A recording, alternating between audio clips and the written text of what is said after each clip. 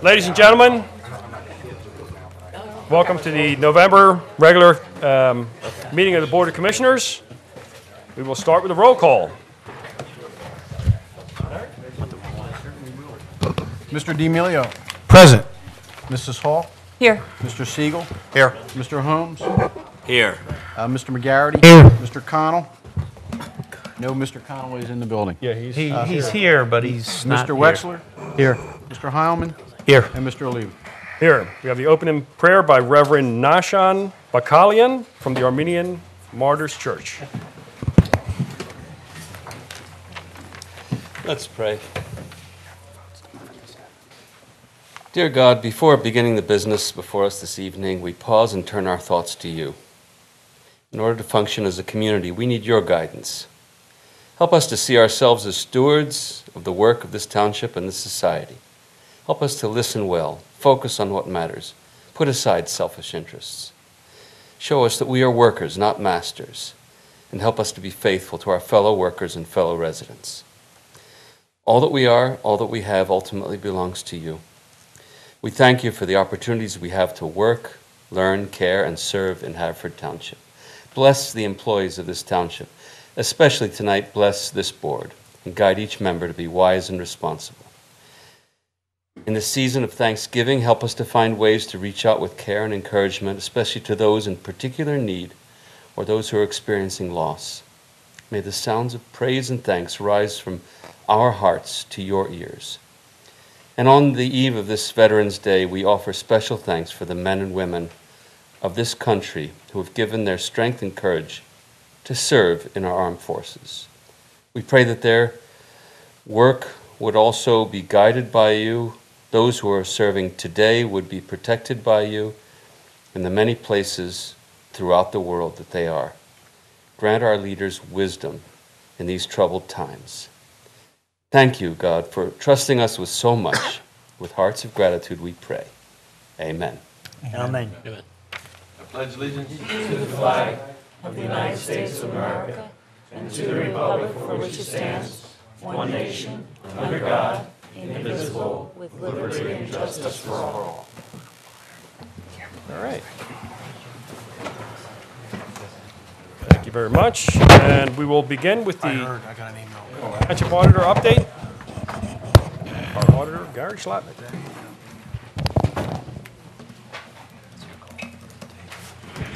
Good evening. I've reviewed the expenditures for the period commencing October 15, 2014 and ending November 10th, 2014. I raised certain questions and asked for certain substantiation. The questions were answered to my satisfaction. The substantiation documentation that I received was satisfactory, and therefore, in my opinion, there were no irregularities for the period in question. Thank you.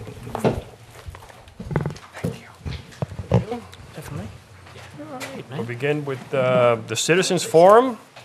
I want to remind everyone to please keep it to 3 minutes. We have a lot of speakers this evening, so we want to make sure that we keep it to 3 minutes, okay? First on Citizens Forum, Mike Levin. Dr. Levin?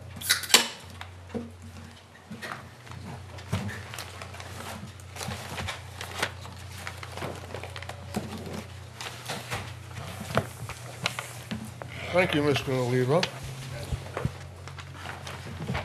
Previously, I had presented to you, my address is 414 Mill Road, where we have lived for going on 26 years now. Come to have known that property quite well as other properties in the area. I want to talk to you tonight about the parallel collector that's been proposed by the township engineers who are Woodmere Way primarily and Ridgeway Road and two of Woodmere Park's sub-watersheds. First, I want to ask you a question. I noticed that you're proposing to borrow $12 million. I understand that my understanding is that somehow is connected with the municipal building. First of all, I question the figure because an additional $2 million were tacked on that at the meeting at which it was accepted as the first choice. I want to question first the $2 million that was added on, and second, I want to question you a bit about the test boring report for that site. I want to question you a bit about test boring report for that site because there are characteristics of that site that are very similar to the characteristics of soils that I'm mentioning tonight in connection with our property at 414 Mill, as well as a large number of other properties in Havertown, which are in capability class 3, and capability class 3 is made land. It does not fit any particular soil type. It has buried soil types beneath it, beneath fill. That's the first question I have. I'll get to the other later. Now, concerning that watershed, sub-watershed at Mill Road, I've requested an open records review of all documents that have been submitted, because answers to my questions concerning what were these calculations and where are they? There has been no answer to that besides repeated requests that I have made. So I'm going to ask for I have asked for all of those records for review purposes. All right, Dr. Levin, that was 3 minutes, okay? Yes. Okay, we can give you another 3 minutes in the Would be coherent to go with the 3 minutes now. You can use your 3 minutes, but then you can't use it at the other part Yes. on the agenda items. Okay. All right, I've given you a draft copy of the report, which I think Mr. Gentili has distributed to you. And tonight I'm giving you the summary of that report as it stands right now. And I'm indicating to you that the reports that the engineer has made are incomplete. There are no calculations. There are no soil water characteristics. There's not even a soil identification. There are no procedures for road construction. And my belief is that water intrusion is going to take place, that there will be uneven settlement as a result. I cannot even define how downspouts are put onto the public lands or not in the entire Woodmere Park area. And as I travel those roads, looking for places where they have gone into the cartway, I find probably less than 5% of the structures of the homes have brought them to the road. They empty onto the properties close to the buildings, and when they do that, it gets into the building itself. The slope for that Mill Road collector, as I look at Mill Road from the high school entrance to Earlington Road, is less than 1% slope. In fact, it goes uphill at the point that it reaches the 400 block of Mill Road. So either that pipe is going to be buried very deep, or it's not going to flow well, or both. So I wish to conclude by saying that we're empathetic with the residents. We have proposed additional solutions to this problem. The residents who have been flooded in the past, but we're pushing back against them, and because their water problem shouldn't become ours. That is both for an individual, and similarly, it has been used in international affairs when it was claimed that one country should not do things at the expense of another, as President Obama is in China right now. In summary, unless there's a different solution, even after looking at this information, we will file a letter of intent to pursue legal action with you in the event that you choose the Mill Road collector. Thank you, Mr. Oliva. Welcome, Dr. Levin. Andrea Smith. Andrea E. Smith, 102 Blandiff Road. Good evening, Commissioners. We're here before you again on the subject of 101 Tenby Road, but today we come before you in a very different way than we have before. As you all have supplemental packets that I've provided you for your reference, you'll notice that there's 4 main areas that we've discovered in reference to 101 Tenby. The first and perhaps one of the most important are deed restrictions. We found several deed restrictions on this property that only allow one building to be built, and it references 2 lots that were seen as one. And you can go through the deeds that I've provided you. I've provided you 4. We do have all of them. And the second part that I would like to discuss is the Historic Commission submission that we've done to the Historic Commission to hopefully have 101 Tenby be a historic resource, because we found enough information on it that it's got a historic character, which is the second part of your supplemental that I've provided you. And it shows the background of Dr. Kallenbach, who I referenced at our last meeting, and we found more information on him. Also, we found that Lanark was a planned community, and also the architects that worked on these homes also worked on 101 Tenby, and therefore it mirrors in a lot of ways, and actually in some cases has more information than others that are listed on the historical or resource list. The third concern are environmental concerns. The DEP, EPA, and OSHA all have concerns regarding this property. The DEP has been out to the property and would like to come out again, and they have concerns about any potential demolition that might occur. And the EPA also has concerns regarding air quality, and OSHA has concerns if there would ever be a demolition on that site, how that's done, because of a lot of the issues that have been happening with demolitions around the Philadelphia area. And one of my neighbors will cover that more in depth, but that is your third supplemental that gives specific guidelines as to what their concerns are, and hopefully they are looking to get involved and come out on site again, and they're actually so concerned they've reached out to Harrisburg on this matter, and we'll be able to provide more information in the coming weeks.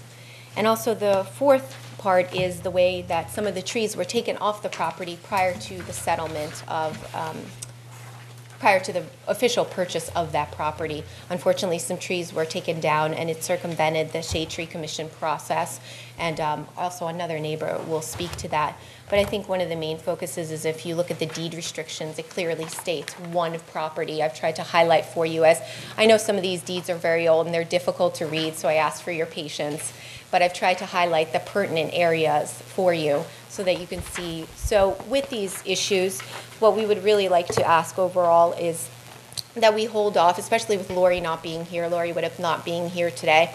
We'd like the commission to help us hold off on any decision, any kind of building or demolition decisions until some of these matters are put to rest. We're certainly not asking for anything that's Sisyphean, but rather thorough, not just for our sake, but for the sake of the builder, so that we know where we stand and all these very serious concerns are addressed. Thank you so much. Okay. President, I didn't realize it at the last meeting, but I just want to, for the record, anything with regard to that property, I have a professional conflict. I'll submit a statement to the solicitor on that. The same also with the Panmure Road, so that I won't participate. But I wanted that to be disclosed, and I didn't realize it at the last meeting. Okay. Thank you. All right. Gene Angel, 101 Tenby.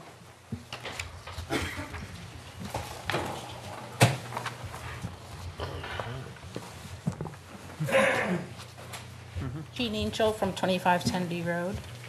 I want to speak as a member of the Shade Tree Commission regarding the trees removed from the property. The Shade Tree Ordinance protects tree cover in the township in a number of ways. It primarily protects street trees and trees on private lots during construction. The Shade Tree Commission reviews new development plans and makes sure that the builder is complying with certain standards and replacing trees that are removed. Small trees are replaced on a 1 to 12-inch ratio, where a 24-inch tree would be replaced with a 2-inch caliber tree. Trees 24 inches or larger are replaced on a 1 to 1-inch ratio for the following reasons. Large species trees enhance the environment exponentially over smaller varieties. Every leaf on a tree creates oxygen and filters pollutants in the air. Each foot of shade-producing canopy reduces the work of air conditioners in the summer. Each inch of root mass improves stormwater management and the filtration of waterborne pollutants. In addition to environmental benefits, the grandeur of large trees creates a sense of history and place for the township, enhancing the quality of life and raising property values.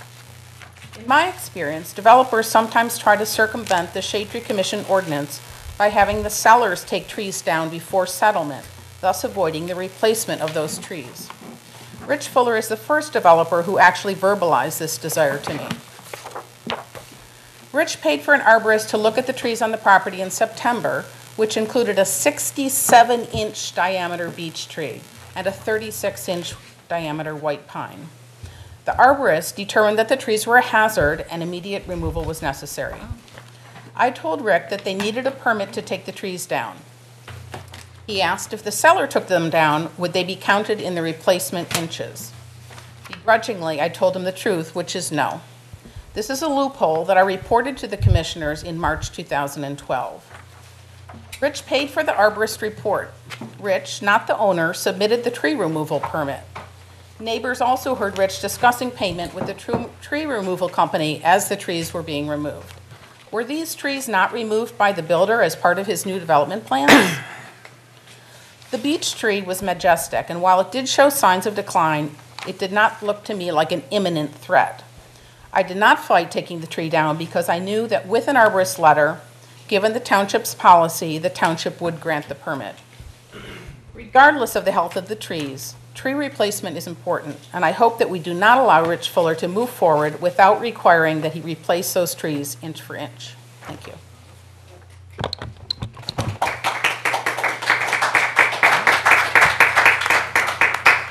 Catherine Miller.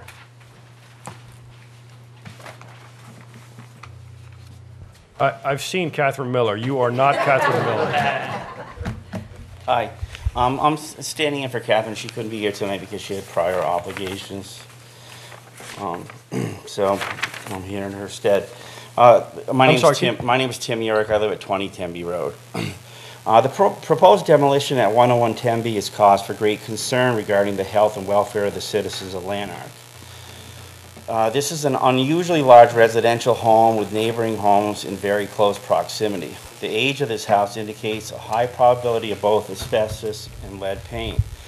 The EPA, Pennsylvania Department of Environmental Protection, Department of Labor and Industry, OSHA, and many other federal, state, and local agencies regulate both of these toxins. In fact, the EPA regulates over 594 individually listed toxic chemicals referred to as the TRI list, Toxic Release Inventory. The general goal of legislation and regulations is to monitor and regulate pollution for the safety of citizens. This oversight is divided into three main areas: air quality, water quality, soil quality, and soil quality. The demolition of this house would substantially pollute the air through particle pollution and airborne toxins, including lead and asbestos.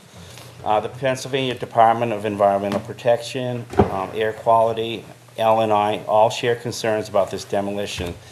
We've been in contact with several people from these agencies. And what's evident right away is that they really are highly motivated. And so once we made this contact, it kind of stirred up a lot of activity. So a lot of energy came back to us from these agencies. They don't have anything else to do. And apparently they're innovating along with the rest of the economy. They're using information systems and so forth, and they're testing out new frontiers apparently. So I happened to broach the idea of painting the house, painting my house, and I was told, got into a discussion, there's about a 50-50 chance that any of those old houses has lead paint.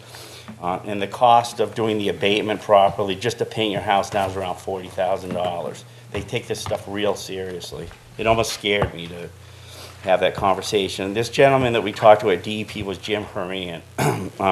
Jim and I have been in contact about this property, and he actually came out to visit the site on Tuesday, October 28th. And he's like real busy. He's away on vacation this week, but he made time in his schedule. Like he hustled out on October 28th. And then he called again on October 29th and shared his concern about the impact of the demolition would cause for the air quality. He's interested in assessing the situation and trying to quantify both lead paint and asbestos.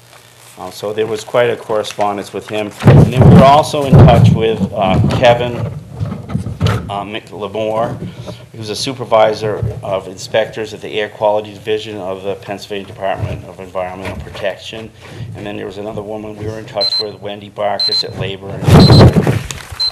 Could I have a couple more minutes? Or? No. No? No, you can have more time after the meeting's over, okay? All right, thank you. Stacy O'Leary? Mr. Dave Schwartz will be filling Okay. for Stacey O'Leary,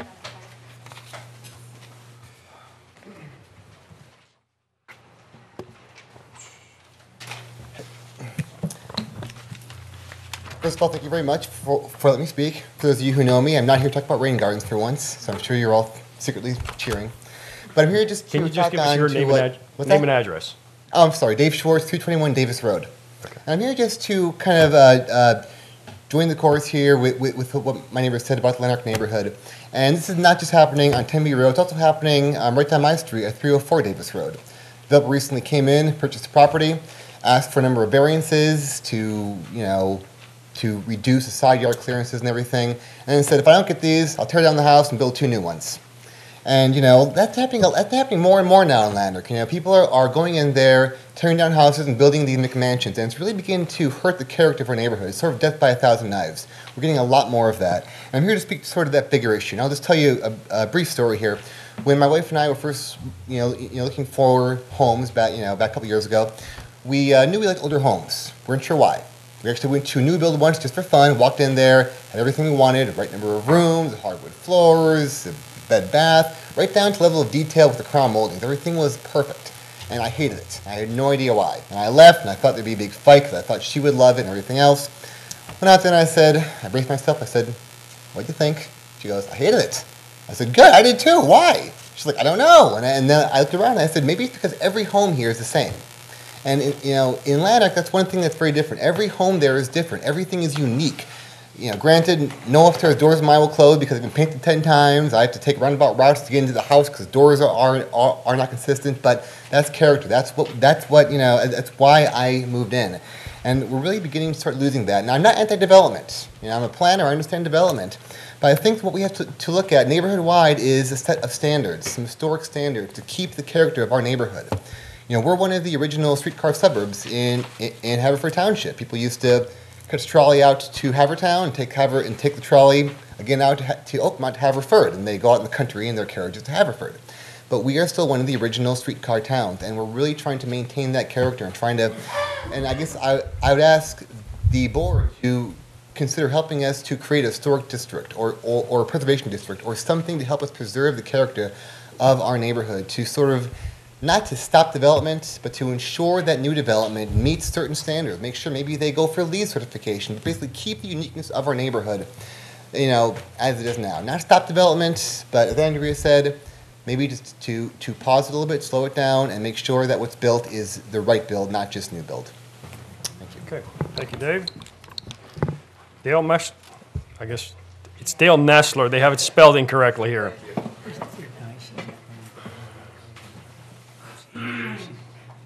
Nessler, yeah. Hi, my name's Dale Nessler. I live at 29 Tenby Road, directly across the street from 101. I was born in Lanark in 1964, and I went to Lanark School, and I moved to Drexel Hill, and I moved back to Lanark, and we moved into an old house that we've worked on for almost 16 years now. I live on a subdivided lot with a new home behind me. And at the time when we moved in, that's the house that we could afford with a subdivision, so the property, our price was lower. So we bought a wreck of a house in Lanark, and we worked on our home 16 years. Lots have been subdivided all throughout the years that I've lived, 50 years, in Lanark, around Lanark. Lots have always been subdivided. Houses have been built sporadically. But lately, I've never seen anything like what's happening to us here in Lanark. I almost feel like we're under siege or under attack, because everywhere you look in Lanark, you can't go anywhere without seeing something getting torn down, something getting built. There's noise. My father lived through 2 years, full years of construction with dirt, debris. Now he has a house located 8 feet away from him. He looks at a stucco wall. It's very difficult to look at this happen to Lanark. So the point here is we're important to Havertown. Lanark is important to Havertown. We need to keep Lanark the way it is to the best of our ability and watch how far we take it to the point where we don't have Lanark anymore. So I'd like to just say at this point that we need to look at what we're doing. We never had a house demolished in Lanark before. John Ryan and Fuller were together. The house across the street from my father was demolished. And, you know, again, I don't know too much about the condition of the house. I believe 101 can be saved. And I don't think the way to approach things is just to demolish them just because you don't know how to repair them. So that's all I have to say. Okay. Tony Von Veen. Good evening. Tony Van Veen, 30 Tenby Road. I see 101 Tenby from 8 rooms in my house. I see when I walk my dog, when I drive to and from work. 101 Tenby is one of the reasons why I love living in Lanark. In all of Havertown, Lanark is probably the only neighborhood that has stately mansions like 101 Tenby. This house is a signature home in the neighborhood, a visual anchor that has immense appeal as you walk or drive by. And now a developer wants to tear it down and put up 2 houses on that lot. Over the past few years, as Dale mentioned, a number of houses in lots in Havertown have been split. New homes have been built, wedged onto narrow lots between existing old homes. And nobody I've spoken to, none of the residents, have ever been happy about the splitting of these lots. I understand it's been allowed, but it wasn't until 101 Tenby that a beautiful old home like this was targeted for demolition, and we can't allow that. Every neighborhood has its own character. Lanark character is of elegant older homes on large, oversized lots, of sidewalks where our kids can walk to school, walk to friends' houses, of mature trees offering shade in the summer. 101 Tenby Road is one of the homes that creates that character in a way that no new house ever can. Never mind 2 homes jammed onto narrow lots without side yards. What this is about preserving the spirit and the character of Lanark and of Havertown. Imagine if every double lot in Havertown was split, all the old homes were torn down, and some mature trees were felled in the process, as has already happened at 101 Tenby, as Gene talked about. And 2 new houses were built on every lot. Would you still want to live in that neighborhood? You might as well move to a new subdivision somewhere. Because as much as you put up quality houses, the neighborhood would not have the character that it currently has and that Havertown and Lanark, in particular in this case, currently has. I understand the petition has been filed to demolish 101 Tenby Road and a separate one to split the lot. So what I'm hereby requesting is at the very least that you postpone issuing such permits for 101 Tenby and the lots until the attorney we've retained has had an opportunity to review the deeds to make sure that it's actually allowed. And what I'm really asking for is that regardless of what may or may not be legally allowed, that you ultimately deny the permit for demolition of 101 Tenby Road and for the splitting of the lots. Let's preserve the character and the spirit of Lanark. Let's save this beautiful historic home. Let's keep our living space and our spacious lots in Lanark in existence, and let's listen to the will of the community, the 200 and some people who have signed a petition against the demolition of the home, the people here supporting it. Let us not go against that communal will, only to allow the enrichment of just 2 individuals, the realtor and the developer. Thank you.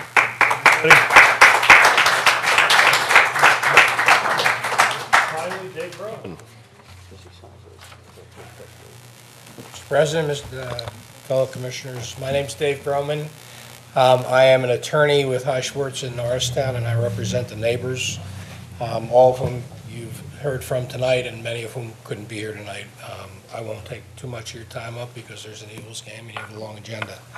I do want to reemphasize a couple of things. It's my understanding that a demo permit application has been submitted, although I understand it's not complete because information in regard to ownership, both equitable and legal, is not before you. I would also submit, based on what you've heard and given the fact this house was built in the early 1900s, 1904, I believe, the application's incomplete because it hasn't had an asbestos survey, and probably an abatement plan would need to be submitted.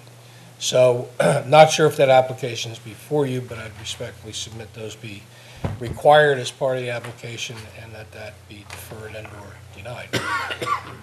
You've also heard, and in your packets is information in regard to what can and what cannot be built. There may or may not be a pending subdivision plan pending before you, but the deed is pretty clear, going back to 1904 and continuing to the present, that this lot can have one home and one home only, not two. So a subdivision where only one can be built would be silly. So we'll submit some written comments, but rest assured we'll be actively following that submission and talking with your solicitor because the deeds are pretty clear. Last but not least, you've heard that there is pending currently now, as of Saturday, a submission with the Historic Commission to render this property historic significance. That application is complete. I won't go over the major details, but it begins with 1904, but not just when it was built, but who it was built, and the fact that this was one of the early subdivisions in Haverford Township. Which leads to my final point. There's a lot of concern with respect to what we call infilling and the demolition of this property, but others in the Lanark section. I'd like the commissioners to be aware that in the Historic Resource Survey that was done by the Planning Commission of Delaware County in '94, one of the suggestions from 1994 is that this particular neighborhood in particular be looked at for an overlay district called Neighborhood Conservation District. I'd like to renew that request. The reason for its significance is that this was one of the earliest subdivisions in Haverford. It was deemed significant. It was laid out by an architectural firm at Kennedy, Kelsey, and Hayes, who also designed many of the houses there. So there are only 3 neighborhoods in all of Haverford that were recommended for consideration for a neighborhood conservation district. This was one of them, and it's replete on page 22 of that report as to the reasons why. I'd like to renew that request now for the commissioners to take a hard look at that and defer any further development until that overlay district is considered. That would provide financial incentives to rehabilitation as opposed to knee-jerk reaction to demolition. Thank you. Thank you.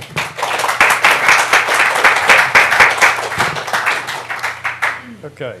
In response to 10110B, why don't you take that? Yeah, thanks. What's that? Are we going to continue on? Oh, no, I'm sorry. We got to do Non-agenda. not agenda items. No, agenda item. Agenda item. Yeah, I'm sorry. Agenda items only. Anyone on this side have to speak on anything on the agenda? Over on this side? Anyone? Okay. Okay, thank All you. you. Okay, I know a little bit about 10110B because I've heard some different things and actually attended a meeting and got to hear a little bit about the property itself. There's a lot of people here with a lot of information, a lot of good information. There's also a person who owns the property here who has rights as well.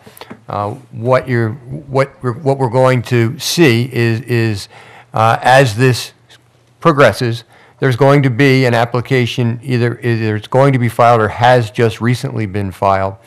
And when they file that application, there's a process that needs to be followed. And it will be a process whereby the matter goes to the Planning Commission, and it'll go to the Delaware County Planning Commission, and then ultimately it will come back to this board, where this board has to make a decision based upon the ordinances that are in place and that and the laws that are in place in Haverford Township. Now, having said that, this board can't really get involved in taking any sides with anybody at this point in time because we're going to be sitting like a judge. You'll all have an opportunity to present whatever evidence you want to present, as will the builder and developer. And at the end of the day, after we get some reviews done by our engineer, by our planning commission, by our code enforcement officers, then it will come back to us, and that's where we'll need to take a position one way or another. So the commissioners should just kind of sit back now, wait for the information to come in, and then we'll have to take a look at it and see what it says. With respect to the demolition permit, I heard somebody talking about the demolition permit and can it be held up. Demolition permit application will be submitted to our codes department, and then our code enforcement officer would determine whether or not the demolition permit is appropriate. If a permit is issued, that permit can be appealed from. That doesn't mean it's going to stop it, but anybody that has standing can take an appeal from the issuance of a building permit.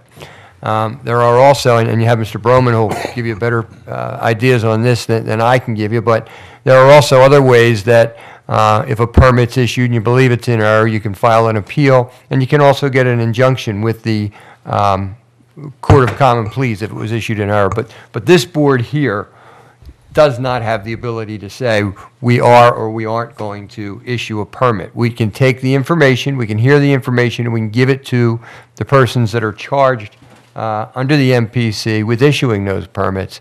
And then a decision is made, and then there are all, as I said, all different types of appeal rights that both sides would have with respect to that.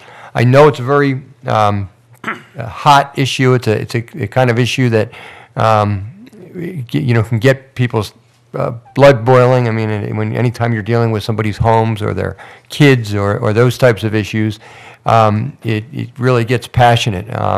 What we really need to do, though, is sit back and let the process work. The board's going to act as a quasi-judicial body. They're going to hear all the evidence when it comes in, and then there'll be a decision made. And you folks, both sides, will be able to put in whatever evidence they think is appropriate, and we'll make a decision when it's time. Okay. As for the bond issue? Yeah, it's coming up on the agenda. Yeah, it's coming up on the agenda, and so we'll talk about that. Okay, Dr. Levin? Mr. President, could I just ask Mr. Byrne if we could have copies of, will we get copies of everything that Mr. Bruman is submitting, the 1994 plan, overlay plan, and will we get copies of that documentation? Anything that's submitted, we should all get copies of, sure. I just want to make sure. Yeah. Thank you.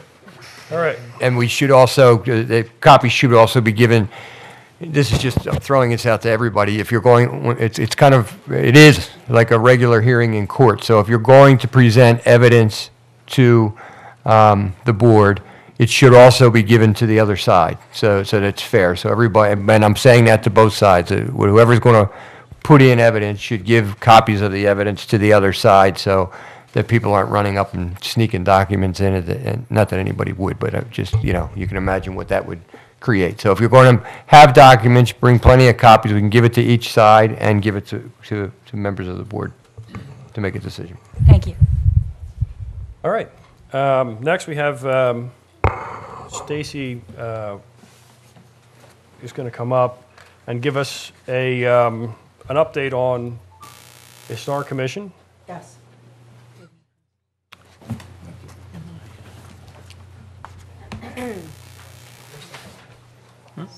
Thank you very much.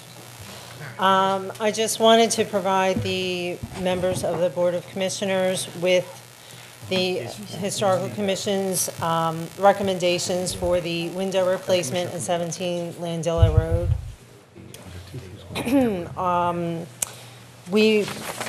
I am able to submit to you electronically a copy of our meeting minutes, which have not been duly.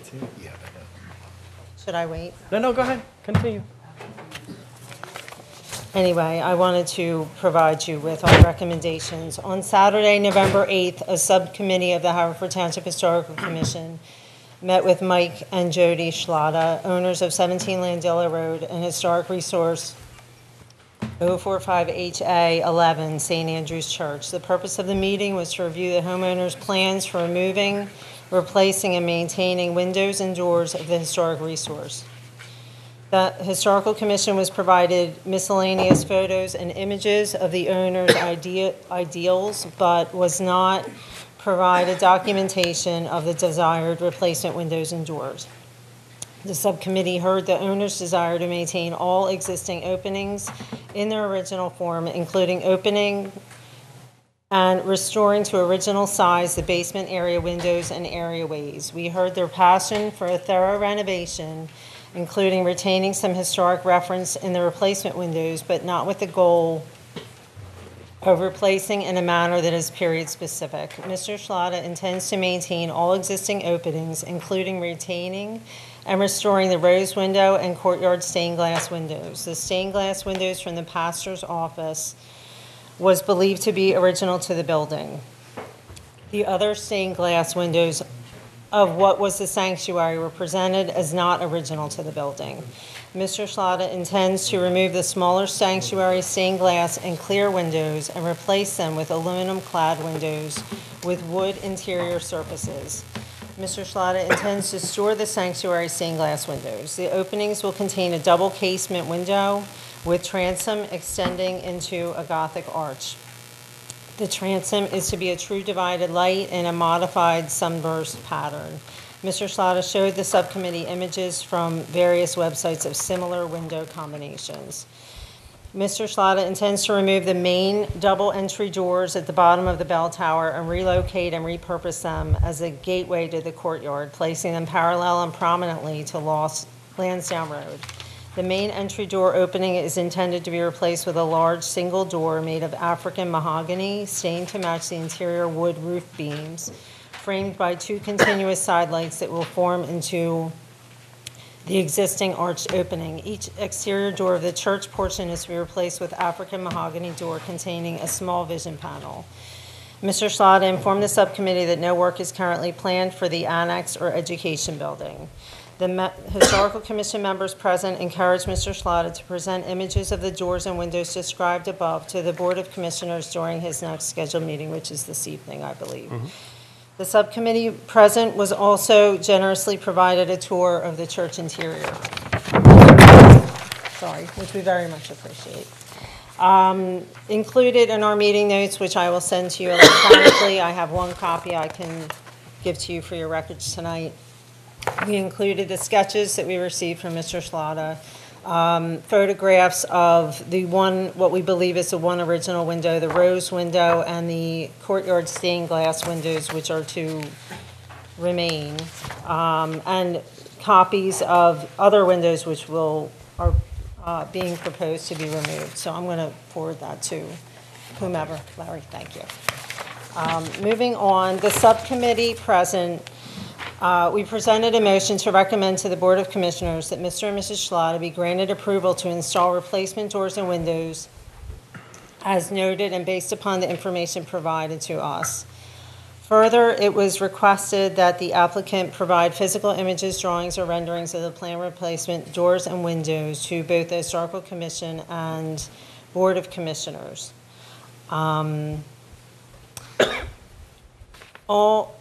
All members of the subcommittee were in favor of the motion.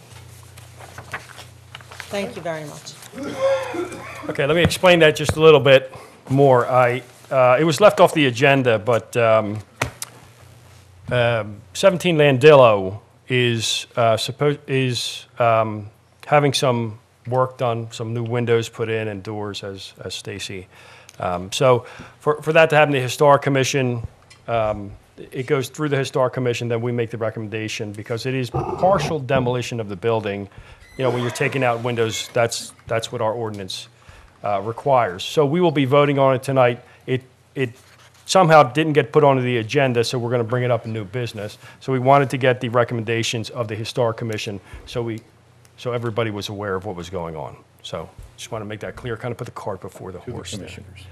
Right. Yeah. That's our recommendation. Do you have any questions for me? Does anybody have any questions? Are we going to hear from the homeowner as well then? Yeah, the homeowner's right here. If you have any questions, you can ask the homeowner. Well, I would think if he would have a right to rebut or put forth whatever. If we're making a decision, and we haven't been made aware of this until just now this evening, because it wasn't on the agenda, that if there's two sides to every decision we have to make, so I think it's incumbent that he get up here and speak and tell us. Is there any difference? Is it? No, there's, okay. He's not against the recommendations of the, am I correct in saying that, Mike? For the record, we need to know that. Okay. I'm sorry. Okay, I will bring him up. I will bring him up. Could I clarify before you bring him up? There's an application before us. Yes. And the decision simply in front of us is yes or no to that application. Correct. And the Historic Commission, as of right now, has no objection to yes to that application. They're recommending that we approve it, yes. As applied for. Yes. So then there really isn't anything for the owner Right, to but get up and my discuss. point is, normally we get stuff ahead of time to Correct. review. I haven't seen the application or know what it. But we reviewed Landillo a month ago, 2 months ago. This is a new one. We did this we did it for the roof. It was the same thing. Now he's getting the windows done, so under our historic ordinance, it's considered demolition to Has change. anyone, with the exception of the Historic Commission, opined one way or another on the windows? Any citizen? Any neighbor? No. Anybody? No. Any official in the township have a problem with it? No. Not that I know of. Do we know? All right. Okay, thank you. You're welcome, thank All right, you. we will move on to the approval of minutes. Mr. Chairman, Commissioner D'Amelio. I can make a motion to approve the regular meeting minutes of October 14th, 2014. Second. Motion made and seconded. Could I make just one comment? She was my tennis partner last year in mixed doubles. Karen Minnis's name is spelled M-I-N-N-I-S, if that could just get corrected for the record. Sure, what is the correction? M-I-N-N-I-S, Minnis. You have that? Page 3. Okay, we will make that correction. Everybody accepts that I correction? accept it. Yes. Apologize for the error on behalf of the township. Okay. My tennis partner. Any other discussion? Call the roll. Mr. D'Amelio? Yes. Mrs. Hall? Yes. Mr. Siegel? Yes. Mr. Holmes? Actually, I wasn't here. I'm going to pass. I'm going to abstain. Yes. Thanks, Mr. McGarity. Mr. Connell? Yes. Mr. Wexler? Yes. Mr. Heilman? Yes. And Mr. Levin? Yes. Number 6. Ordinance number P 2735, 2014. President, Number we five. warrants first? Oh, sorry. Warrants. Number 5. Wow, let's get over that. Can't spend Sorry. any money. Mr. President. Approval of warrants. Mr. President. You're off your game today, man. I move we approve the following warrant number 11 of 2014, totaling $2,711,638, comprising the general and sewer fund payroll for October 9, 2014, in the amount of $636,649.93. The general and sewer fund payroll for October 23, 2014, in the amount of $669,360.98. The general fund disbursements number 11 of 2014, in the amount of $883,338.79. Sewer fund disbursements number 11 of 2014 in the amount of $243,684.43. Community Development Block Grant Fund disbursement number 11 of 2014 in the amount of $73,554.73. Capital Projects Fund disbursement number 11 of 2014 in the amount of $202,062.10. Cable Access disbursement number 11 of 2014 in the amount of $34.97. And a credit card statement ending October 6 of 2014 in the amount of $2,952.07. Second. Motion made and seconded. Mr. President, our auditor has been through these warrants. Any questions he's had have been answered to his satisfaction. He recommends, and I recommend, that we approve these warrants. Okay. Any other discussion? Please call the roll. Mr. D'Amelio? Yes. Mrs. Hall? Yes. Mr. Siegel? Yes. Mr. Holmes? Yes. Mr. McGarity? Yes. Mr. Connell? Yes. Mr. Wexler? Yes. Mr. Heilman? Yes. And Mr. Levin? Yes. On to number 6, ordinance number P 2735, 2014. Commissioner Holmes. Mr. President, thank you. Mr. President, I move we adopt ordinance number 2735 of 2014, authorizing the issuance of Township of Haverford 2014 General Obligation Series for an aggregate principal amount not to exceed $12 million. Now, the ordinance itself has about a 28-line title. I don't think it needs to be read entirely into the record, but the ordinance itself, just so people understand it, authorizes the incurrence of the debt. It provides for the issuance of certain bonds. It appoints a paying agent, sinking fund depository, paying agency agreement, sets forth denominations, maturities, rates of interest, also book entry only systems, authorizes the execution and delivery of the bonds themselves, as well as an official statement, and all the other authorizations necessary for the for us to issue these bonds. With us tonight is William Richter of the law firm of Reed Smith. He has acted as our bond counsel in this transaction. He ultimately will rule on the tax-exempt nature of the interest of these bonds, as well as conduct other necessary steps for these bonds to be issued. Before I call Mr. Richter up, I'll explain a couple things and may not need Mr. Richter. A question was raised about the price, about the dollar amount, $12 million. This ordinance tonight is not is slightly out of the ordinary in that we are issuing this, we are passing this ordinance tonight, but these bonds won't be priced until Wednesday. The reason for that is that tomorrow is Veterans Day, and in order for us to be able to issue these bonds by year end, there's a very tight time schedule. We wanted to do this. We wanted to authorize these bonds at this regularly scheduled meeting. But pricing the bonds today and then having a day off where the underwriters can't turn around and sell the bonds the very next day may affect, in a negative manner, the price that we could get for these bonds. For that reason, our financial advisor, Mr. Walker, everybody here is familiar with Mr. Walker, as is, I believe, the listening and watching audience, who has been advising us for several years now on our various financial issues. It is his suggestion that we postpone the pricing until Wednesday and Thursday, and that's why two things are in these bonds. There is a maximum interest rate of 6%. There's a maximum dollar amount of $12 million.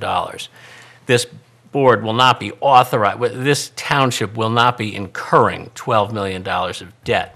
For each of the various series of bonds, we have to provide parameters that allow the pricing to rise or fall to whatever interest rate the market demands. We've set a maximum rate of 6% that nobody would be authorized to go beyond.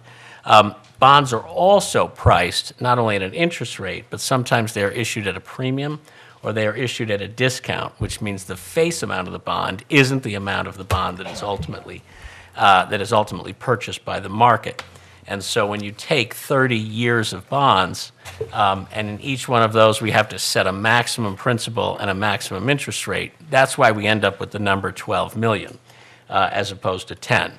But as I said, this will, when pricing is finished on Wednesday, we will not incur more than $10 million of debt.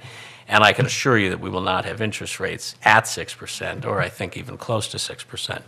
I certainly invite anybody to ask, to invite Mr. Richter up to discuss that issue if they have any further questions.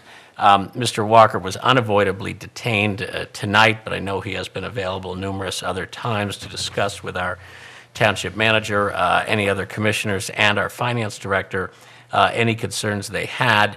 And I would invite our finance director and our bond counsel to certainly either fill in any gaps or correct anything I might have said incorrectly in describing this bond ordinance. Mr. Richter. We get a second yet? Second, not second. Yeah, let's second that. Somebody second it? Build it. That was the longest motion I've ever heard. Pretty long motion. I have nothing to add. That was pretty good, Larry. Thanks, Bill. This is referred to as a parameters ordinance. It establishes parameters according to which the township can incur debt in the future. The president and vice president of the board are delegated the power to approve the final details of the bonds when they're priced, but the idea here was not to issue more than $10 million of bonds this year. Issuing less than 10 has certain advantages in terms of some tax advantages. So the county's, or the township's plan of finance is to limit this bond issue to 10 million. The 12 million was a number recommended by the financial advisor just to allow some leeway in moving principal amounts to different maturities. But the maximum annual debt service amounts are attached as an exhibit to the ordinance. Does our township finance director have anything to add? Other than averaging around 3.5 right now, 3 to 3.5 realistic. Great. Sir, you guys repeat that? So, right. What our finance director just said is that right now municipal bonds of these maturities and for a credit as strong as ours are currently averaging about 3.5%. Okay. Sir, I just have one question, if you could. I'm reading through this and I understand almost everything except the operation of a rebate fund. I'm not familiar with what the rebate fund is and how it works. Could you just explain that to me? These bonds will be issued as tax-exempt bonds. The interest paid on the bonds is not to be included in the gross income of the holder of the bond. Right. I understand that. That aspect of the bonds brings into play a lot of tax rules. One of those tax rules is that unless the township spends its bond proceeds rapidly, any amounts it earns on the investment of the bond proceeds above the amount that it could have earned had it invested at the yield on the bonds have to be paid as a rebate payment or tax to the federal United States government. Treasury. Okay. You're not going to earn anywhere close to the bond yield. You can't earn anything on an investment, short-term investment anymore. At least that's been my observation. So it's kind of academic, but it's a requirement for the tax-exempt status of the bonds. Thank you. Mr. Richter, I did have one question. We authorized in the ordinance the ability to seek bond insurance if we need it, but are we insuring these bonds or are we going out without insurance right now? I have not heard of any intent to get bond insurance. Great. All right. Any other questions? So it is certainly my recommendation, fellow commissioners, that we adopt this ordinance. It is, due to the nature of this particular type of ordinance, the first reading is a final. As Mr. Richter indicated, this will be priced Wednesday and priced on Wednesday, at which point the president and the vice president and the township manager will have the ability to review the pricing and then ultimately ratify the ordinance, and I recommend that we pass the ordinance. All right. Any questions? I just have a quick question. It's $12 million, but I thought, correct me if I'm wrong, but this is going to satisfy both buildings? No. This is just This the is first just of the. the- This is just the the first first- of the borrowing. See, First of the borrowing, then we're going to borrow more. by keeping it correct? to $10 million, we Right, can no, take I got that. I advantage just of want to make bank sure we're going to borrow qualification. more money, right? Oh yeah, Okay. we're going to borrow in 15 Because and we then, if allocated necessary, we'll borrow in 5.5 16. million for the library. And Yeah. Okay. Right. I mean, this is, if you recall, when we talked about the financings that we would do to do this financings themselves would be staged as we were going through the building process. And that enables us to take advantage each year of bank qualification, which is a better pricing opportunity for us on the bonds. And with how we have staged out the potential construction, including the library several years down the road, it enables us to do this in 14, then 15, and then 16 if necessary. So, sorry, can I ask you a question? The proposed fiscal year, this is at 6%, and I realize it's 6%. It's not Steve, quite a bit. I'm sorry. Steve, can you ask a question into the microphone? Can you come No over problem, to I'm sorry. to the microphone, Amy? Oh, why did we move them back there anyway? We didn't move Our them. heads were in the Yeah, TV view. in the TV. Really? Yeah, we, Gary's too tall. Gary, you gotta, slouch. I understand that this is at 6%, and I fully agree, we'll never be at 6%, thank God. It's at probably, what, 3.5%, you said? Okay. So the proposed fiscal year debt service for 3.5%, do you know? Off the top of my head. No. Well, So no, I it's can't about give an half educated- of Not that. half of that, right? So that's Yeah. half, what I guess what I'm getting at, that's half that would have to be added to our budget for. No, I can give an educated Okay. guess because when Mr. Walker was here back in May and he did some calculations and the ones we used throughout the summer, throughout the discussions, the interest rates are about what they were then, which was about three-ish. Right. And that would equate to, I think we were using $530,000 as annual debt service on this borrowing, and that's what we included in the 2015 budget. So we won't know that exact number until Wednesday, but we do have already in the budget $530 for the annual debt service. Okay, so you guys already put, it's Yes, we likely to did. go up or down, or? It can. Hopefully, it won't go either way too much. Okay, so this is in addition to your operating budget, correct? It's part of the operating Part of budget, it. yes. And it's part of the one So that you whatever- already received. Whatever you guys need to run the township, this would be on top of that, right? Mm-hmm. Okay. All right, any other questions? Please call the roll. Thank you, by the way. Mr. D'Amelio? No. Mrs. Hall? Yes. Mr. Siegel? Yes. Mr. Holmes? Yes. Mr. McGarity? No. Mr. Connell? Yes. Mr. Wexler? Yes. Mr. Heilman? Yes. Mr. Oliva? Yes. Mr. Rector, thank you for your work. Number 7, ordinance thanks to number Mr. Walker. P14, 2014. Ordinance number P14, 2014, motion to adopt the second reading of ordinance P14, 2014 by authorizing traffic restrictions on the following highways: special purpose parking zones in front of 1716 Ridgeway Road, in front of 666 Dayton Road, stop intersections on the northwest corner of Lansdowne Road, 20 feet north of the intersection of East Park Road, stopping traffic on Lansdowne Road. Second. Motion made and seconded. Any discussion? Please call the roll. Mr. D'Amelio? Yes. Mrs. Hall? Yes. Mr. Siegel? Yes. Mr. Holmes? Yes. Mr. McGarity? Yes. Mr. Connell? Yes. Mr. Wexler? Yes. Mr. Heilman? Yes. And Mr. Oliva? Yes. Number 8, ordinance number P15, 2014. Mr. President, make a motion to adopt the first reading of ordinance number P15, 2014, amending the general laws of the Township of Haverford, Chapter 182, zoning section 105, zoning map, to rezone a portion of Delaware County tax parcel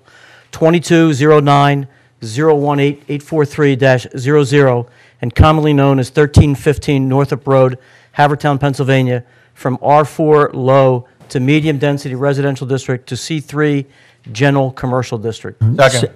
Motion made and seconded. If you recall, this has been through both the Planning Commission, the developer's been made appearance before the Planning Commission, we've met with the residents, and this has to do with the development of the current Piazza Honda property at Vermont and Township Line.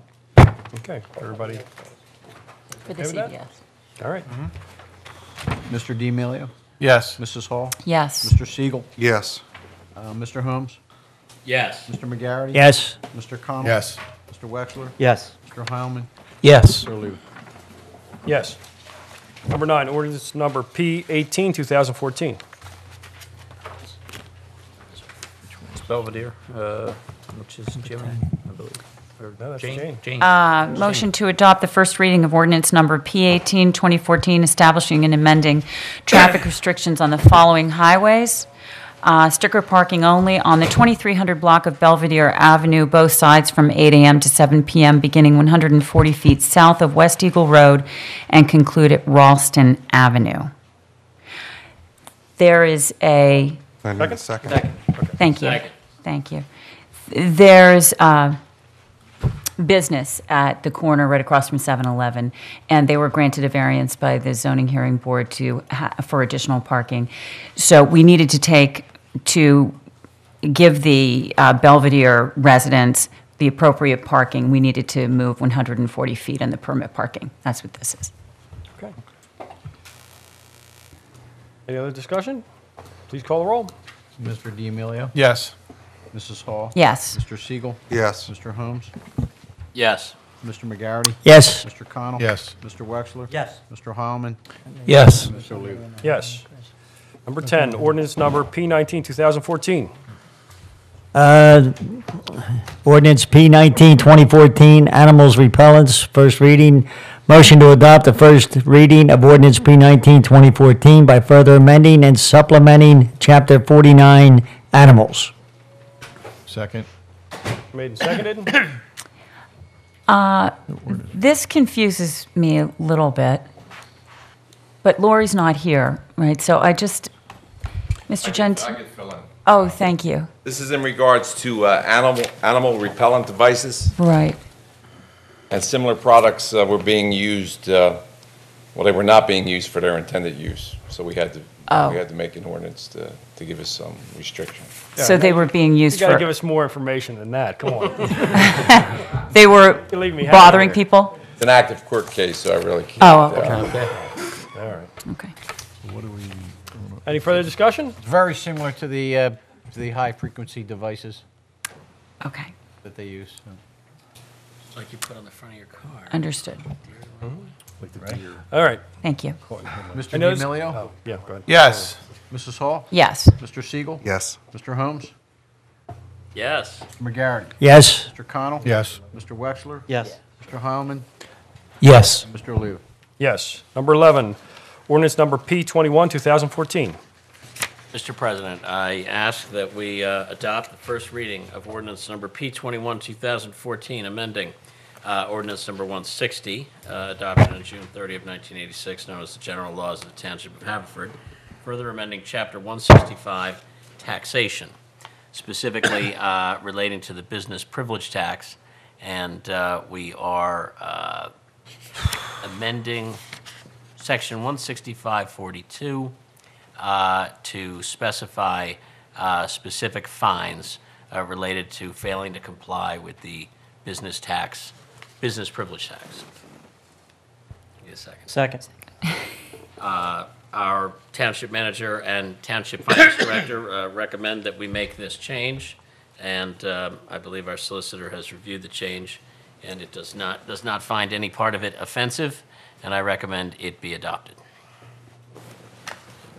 Okay. Any further discussion? Please call the roll. Mr. D'Amelio? Yes. Mrs. Hall? Yes. Mr. Siegel? Yes. Mr. Holmes? Yes. Mr. McGarity? Yes. Mr. Connell? Yes. Mr. Wexler? Yes. Mr. Heilman? Yes. Mr. Levy? Yes. Number 12, ordinance number P22, 2014. Busy night for you, Mr. Holmes. Mr. President, I would ask that we adopt the first reading of ordinance number P22, amending ordinance number 160, known as the General Laws of Township of Haverford, further amending Chapter 165, taxation. This relates to the mercantile tax, and it is a very similar amendment to Section 165.28. And I should add, one of the provisions of this amendment, it's not to increase the fine, but it is to remove from the remedies the violator spending time in the county jail for up to 30 days. I do Second. think it is a good, thanks. I'll second that. It is a good modern move for us to remove jail terms from people who can't pay fines. It's a move sweeping the nation actually right now, as there's been a kind of a dangerous return to debtor's prison in some states, and so I'm pleased that our township is making these changes, and I recommend that we adopt them. That was in the other ordinance also. That was in the other ordinance as well. Second. Thank you, Mr. Siegel. Get the second. So we vote for this, we're keeping you out of jail for 30 days, right, Larry? Got it. Okay. Yep. Now, that might be a conflict of interest, so maybe I should sit this one out. All right. Please call the roll. Mr. D'Amelio? Yes. Mrs. Hall? Yes. Mr. Siegel? Yes. Mr. Holmes? Yes. Mr. McGarity? Yes. Mr. Connell? Yes. Mr. Wexler? Yes. Mr. Heilman? Yes. Mr. Levy? Yes. 13, healthcare. Personnel or? Mr. President, I would move we authorize the township manager on behalf of our township to enter into the business associate agreement with Gallagher Benefits Services effective January 1, 2015. Second. Motion made and seconded. Larry? Yes, obviously, This is, the township is actually, for years, been part of the Gallagher, which is a consortium of municipal governments within Delaware County that actually do our rates, go out to the Blue Cross Blue Shield, gets our rates for us. We'll be joining hands with the school, all the school districts as well to make our bargaining group more powerful. By doing that, our rates for our insurance are going to be below 3%, correct, Amy? Yep. And for Blue Cross, that's not prescription, and if we don't, it'll exceed 7.5%. So pretty much a no-brainer. And this is a two-step process. We enter into the business associate agreement, and then we enter into the purchase agreement. Is that correct? Correct. Okay. And this is similar to the move we first made to enter into this consortium, which had an immediate benefit to us as well as a long-term benefit. Is that correct? That's correct. And I apologize. Who seconded that? Which one? Larry's. Jane. The other one? Oh, was me. Larry. He did, yeah. Somebody did. We did it simultaneously. Okay. So either one. All right. Call roll. Mr. D'Amelio? Yes. Mrs. Hall? Yes. Mr. Siegel? Yes. Mr. Holmes? Yes. Mr. McGarity? Yes. Mr. Connell? Yes. Mr. Wexler? Yes. Mr. Heilman? Yes. And Mr. Oliva? Yes. And we also, now I move within the same topic to adopt resolution number 1956 of 2014, authorizing the township manager on behalf of Haverford Township to enter into a 3-year renewable purchase agreement with the Delaware County Public Schools Healthcare Trust effective January 1, 2015. Second. Motion made, seconded. For the reasons described by our township manager, this is the second necessary step for us to improve our bargaining position and therefore get the best possible rates in our health benefit structure. And I recommend that we adopt this resolution. Okay.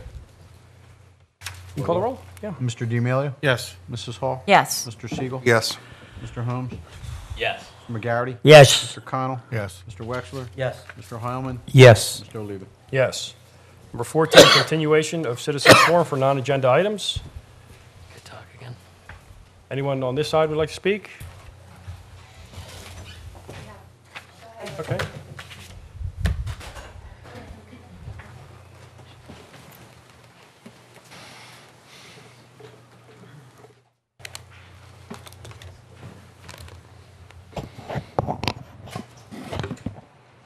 Name and address? Stacy O'Leary, 109 Tenby Road. Can you hear this? Yeah. What did you say? What was the address? 109 Tenby. 10910. Okay. Okay, so I'd like to speak about 101 Tenby Road. And it struck me about what was discussed this evening regarding 16 Landillo. It's wonderful for the neighborhood what's happening. I heard about it and I was so pleased, and so were all the neighbors. And I think in talking about 101 Tenby, it's worth noting both the similarities and differences of the two properties. When I think about the similarities, both are iconic properties, their historic and significance, their uniqueness to Haverford Township, and particularly the importance of the Lanark neighborhood. When you look at the differences, one is a rehab and the other is a demolition. One is preserving the carbon footprint and the other is increasing impervious surfaces, expanding the carbon footprint, and adding to pollution, congestion, everything else that we've talked about before. One has no opposition from the neighbors that I'm aware of, and the other has over 200 signatures on a petition and almost 400 Facebook likes on our Save 101 Facebook page, Save 101 Tenby. So in closing, I'd like to read from an excerpt from a blog written by the realtor, John Ryan, just 2 years ago. Rehabs, great value. I want to take time to outline some of the really great advantages of finding a quality done rehab. First of all, what makes a quality rehab? He says the mechanicals should be completely replaced. He says that drop ceilings on top of plaster and paneling should be removed. The structure of an old house should be evaluated and reinforced if necessary. A lot of old homes have questionable structure, and sometimes simple posts and beams can help level out some wavy situations. The rest is cosmetics, quality cabinets, quality countertops, etc. Second, what are the advantages? lower taxes than new construction with a lot of the same qualities, an established neighborhood, home with some history and character, value retention, as everything new here and there are no projects to be done. I enjoy the sense of salvaging a tired property. By John Ryan, 2 years ago. Thank you.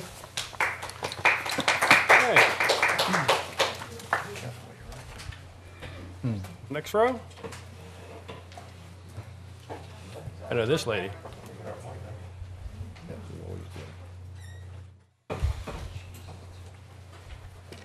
Good evening, Christine Farris, Director of the Haverford Township Library. And this evening, Commissioners, I would like to invite you and the public to come to a couple of very important events at the library. One is on Friday, November the 15th at 12:30 p.m., a Medicare open enrollment informational session. As open enrollment ends on December 7th, we have the answers for the people who are needing that service. And I would also like you to join us for the first ever harp concert at the library on Sunday afternoon at 2 p.m., Sunday, November 16th. Mary Ann Meyer, who is a harpist with the Baltimore Symphony, will play at the library. So thank you very much.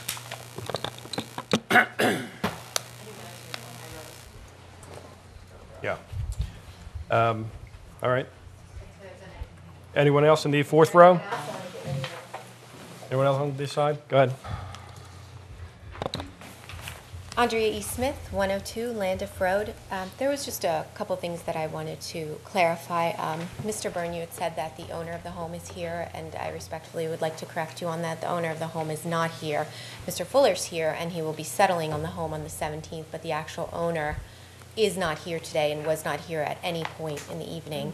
And one of the reasons that we did come forward knowing that you might not be able to help in this moment, but we look forward to your assistance in the future is because time is of the essence. They are looking to settle on the 17th, and as much as we would like this to obviously benefit the neighbors because we live there and we will have to live with this property if it's erected every single day, we also don't want Mr. Fuller, who's settling on the 17th, to get into a position where it turns out he can't build what he thought he could build. So it's not just for our benefit, it's also for theirs, because we don't want to see anyone get into that position. We want someone who wants that home, who genuinely wants to do something with that home. And in light of the new information that I've presented all of you, we are not sure that they can do what they want on that property. And also, on November 17th, the Haverford Township Historic Commission is hosting a meeting with the community, which will include the Community Preservation Coordinator, as well as the County Planning Commission, to help our neighborhood to see how we can lay a conservation district, what other options we have to help protect it. And again, that's kind of incongruent to the fact that this home will be settling on the 17th, and I think that's one of the reasons I just felt the need to clarify with you why we come before you today and to implore for your help, if not today, then hopefully in the future. And obviously we've hired an attorney to also help us in this matter, but I just wanted you to really truly feel and understand the urgency of this situation. And again, not just for us, but for the builder. We want someone there who can, you know, who really wants the home, and for the builder to work somewhere where he can work unencumbered and move ahead commercially viable places. Thank you so much for your time again. This side? Anyone? All right. There being no one, we will begin new business. Mr. President? The agenda indicates that we're going to continue from the October 14 meeting discussing the zoning hearing board. I'd like to, I'll state I was not here at the October meeting where this was discussed and a resolution was passed by this board. I did watch the meeting, watched it on Commissioner Siegel's excellent website where he has all the videos of the meetings. I would ask that we place on the agenda right now, I would move that we pass a resolution repealing last month's resolution, and I would then, if I get a second, explain why I would like to repeal that. Second. The resolution to to begin televising the zoning board hearings.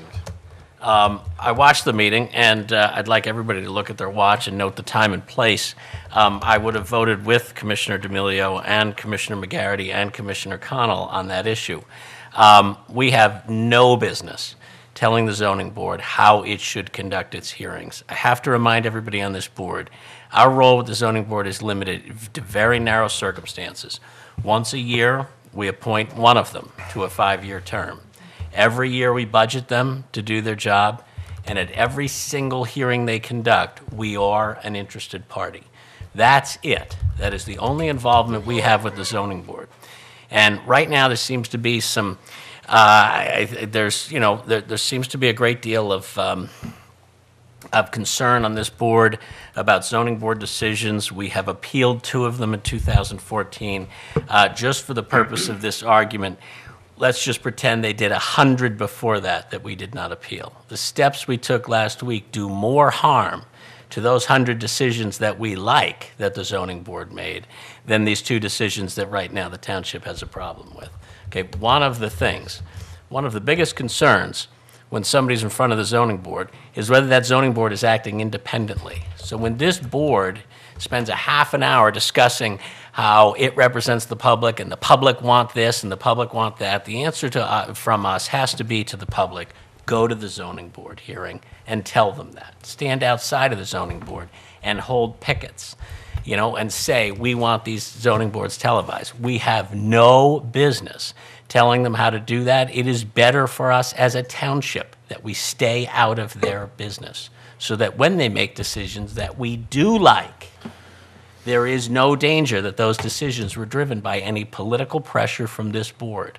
So the best thing we can do right now is understand we were all working under, we're all heated about a couple decisions here, but I asked this board to repeal that resolution and leave to the zoning board its own business of running its own meetings and leave to us our job, which is to appoint somebody once a year, to represent the township in any appeal or any decision in front of that board as an interested party, and to budget and pay for their work. So that's my point. I invite the solicitor to advise this board as to whether the repeal of that resolution is the right thing for us to do. I've got nothing further to say on the matter. Good. Mr. President. Go ahead.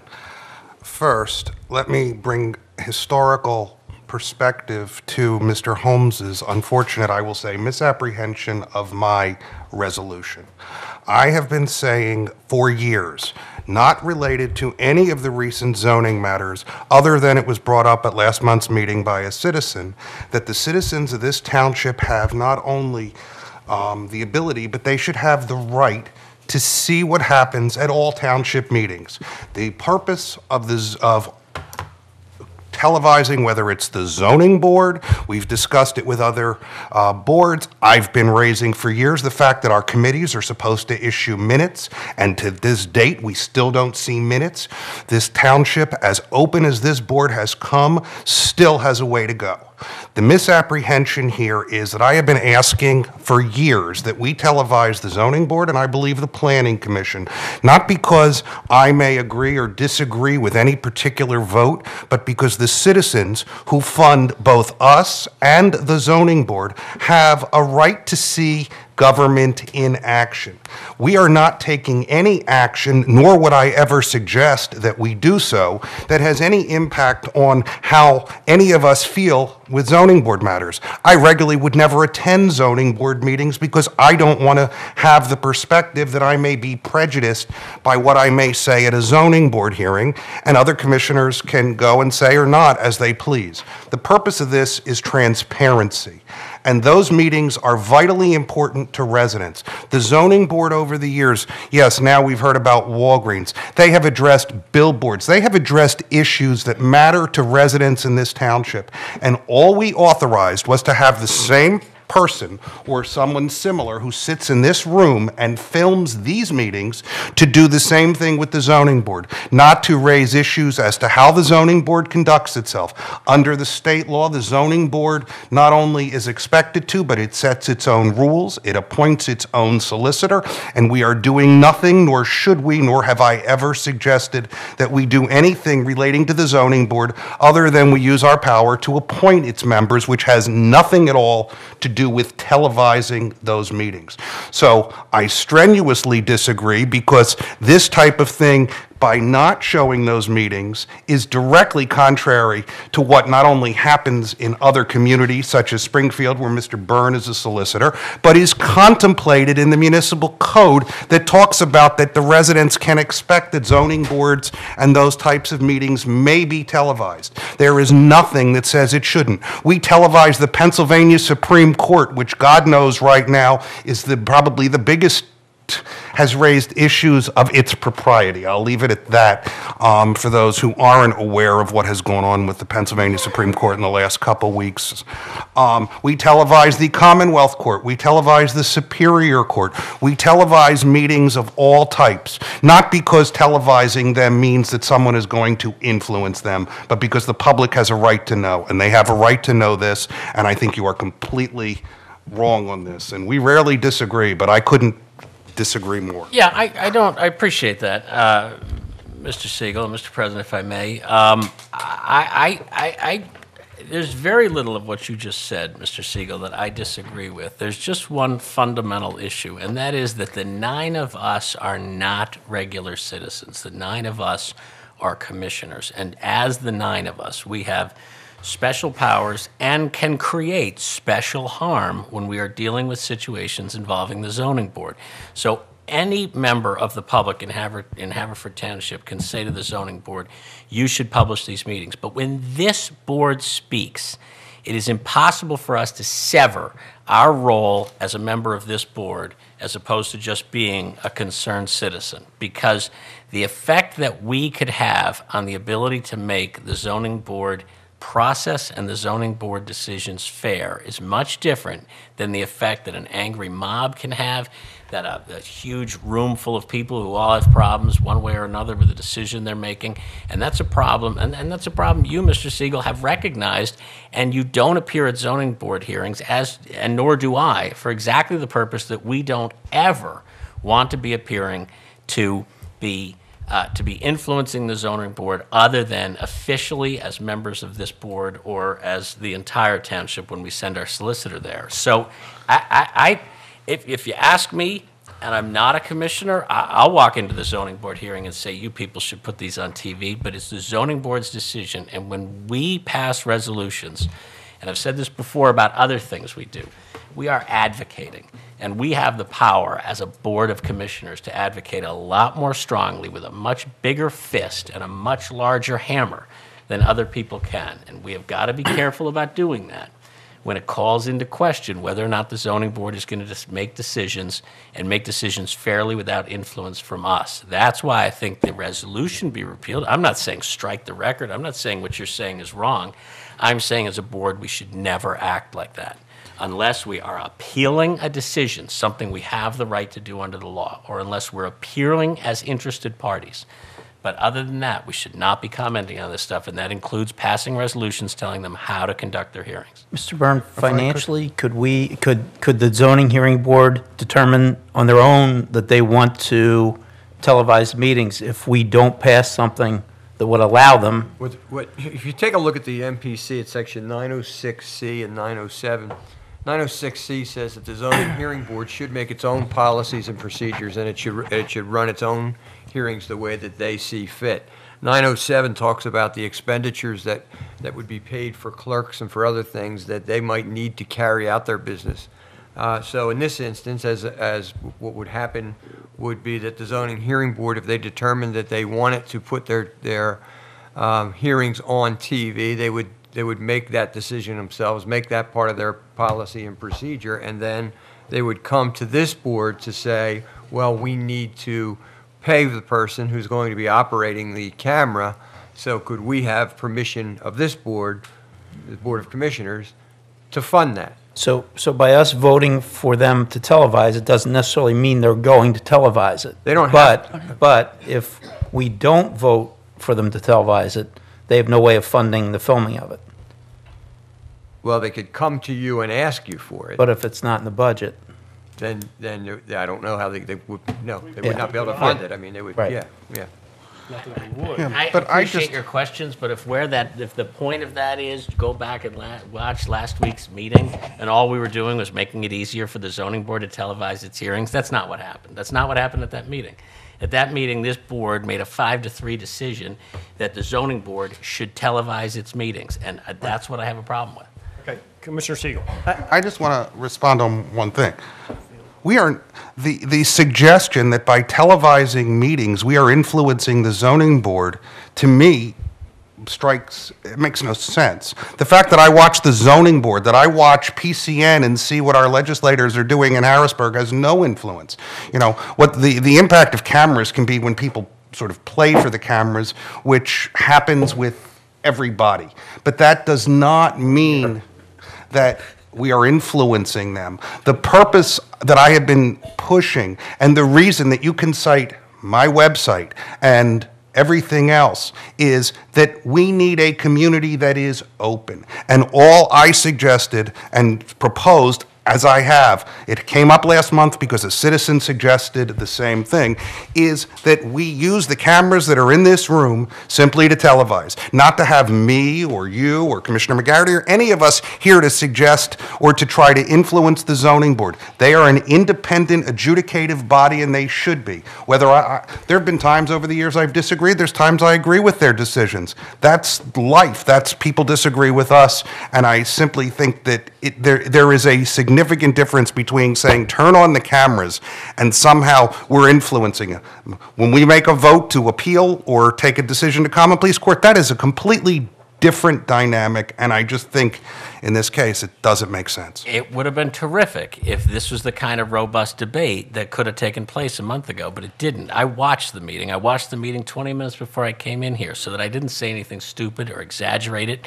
Or I came in here with the goal of repealing this thing because I watched it within an hour of this meeting and said we did not mean to do that. We went way too far there. Now, if the idea was we wanted to pass, if we came back a month later after asking Mr. Byrne to tell us, A, legally, and B, in the back of the room, give us advice as our counsel as to whether or not this was a good idea to do.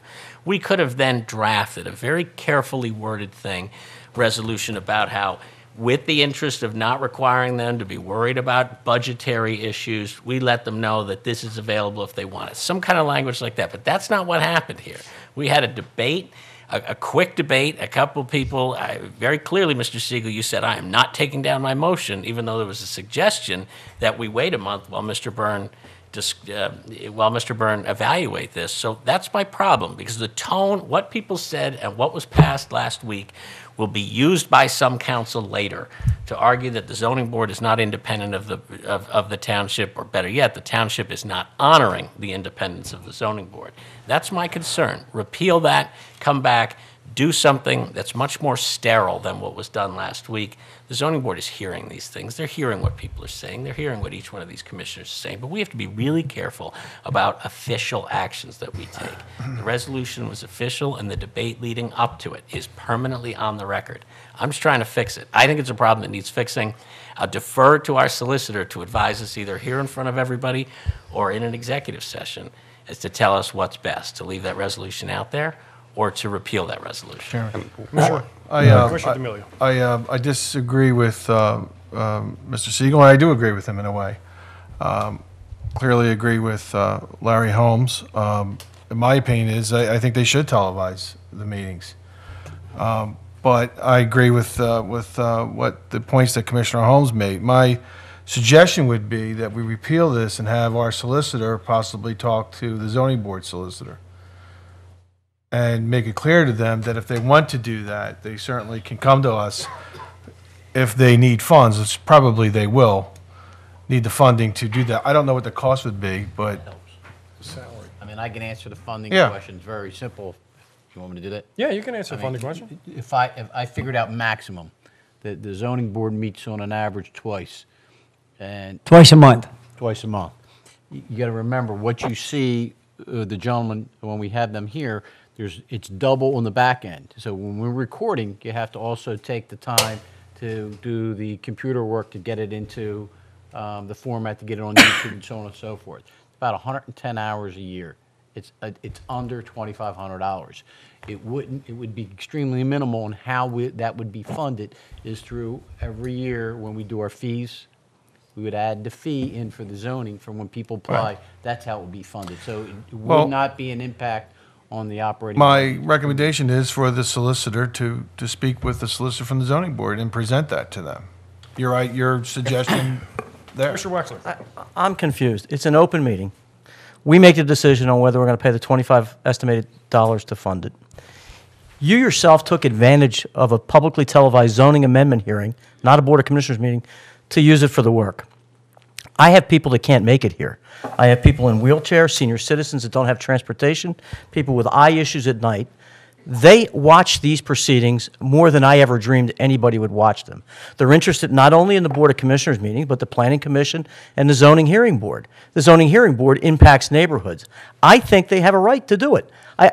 Larry, I agree with you most of the time, but you're so far out in left field on this that this would duly influence the way they conduct their business by having an open meeting openly televised. Mr. Wexler, what are you going to do? That's not what I said at all. What are you going to do if they say no? Yes, you did. What are we going to do as a board if they say no? They're making it a closed meeting in my simple mind. I know, but I mean, that's I'm what you're asking telling you right me, now. that they have the ability I'm asking to take you an right open now, meeting and shut it Mr. down. Wexler, what will you ask this board to do if the zoning board says no? I don't, it's an open meeting. I don't think they get it if I to us may. if we fund it.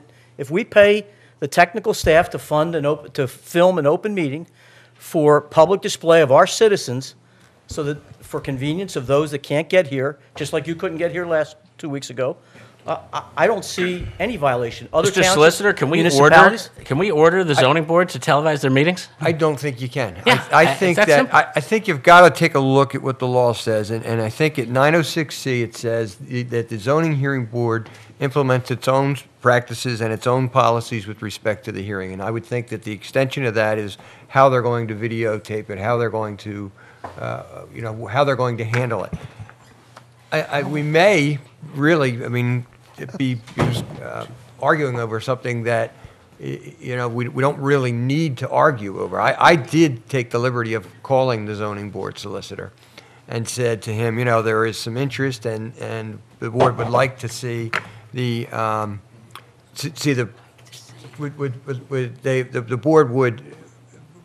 board had some suggestions or some requests that zoning hearing board be televised. But it's your decision, zoning hearing board. You tell us what do your guys think about that? And they said they're discussing it now. So my thoughts are that they may very well come back and say, we want to do this. Yeah. And However, then we'll just be. But we're not forcing them. We're not forcing. Right. We should. I think you should stay. Appearances that we're forcing them to do something. Let the solicitor speak. I said this last week, and I'll say it again, because I don't think that it's as little of an issue as some people might think it is. I've been in cases. I've been in zoning cases where lawyers got up and said, this zoning hearing board is just a puppet of the Board of Commissioners, just an extension of the Board of Commissioners, not this Haverford, but this zoning hearing board. And when a Board of Commissioners is making policies and procedures for the zoning hearing board, which they're clearly prescribed to do under the rules, then I do think you're cutting into their domain, and that argument may get some tread.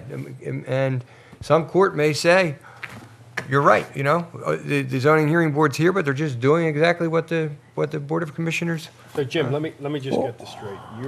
First of all, somebody from the audience can come into this meeting and tape the meeting. Am I correct? Yes, correct. Mm-hmm. Okay, so the public can come in, and how does that differ from us paying somebody to sit in the corner and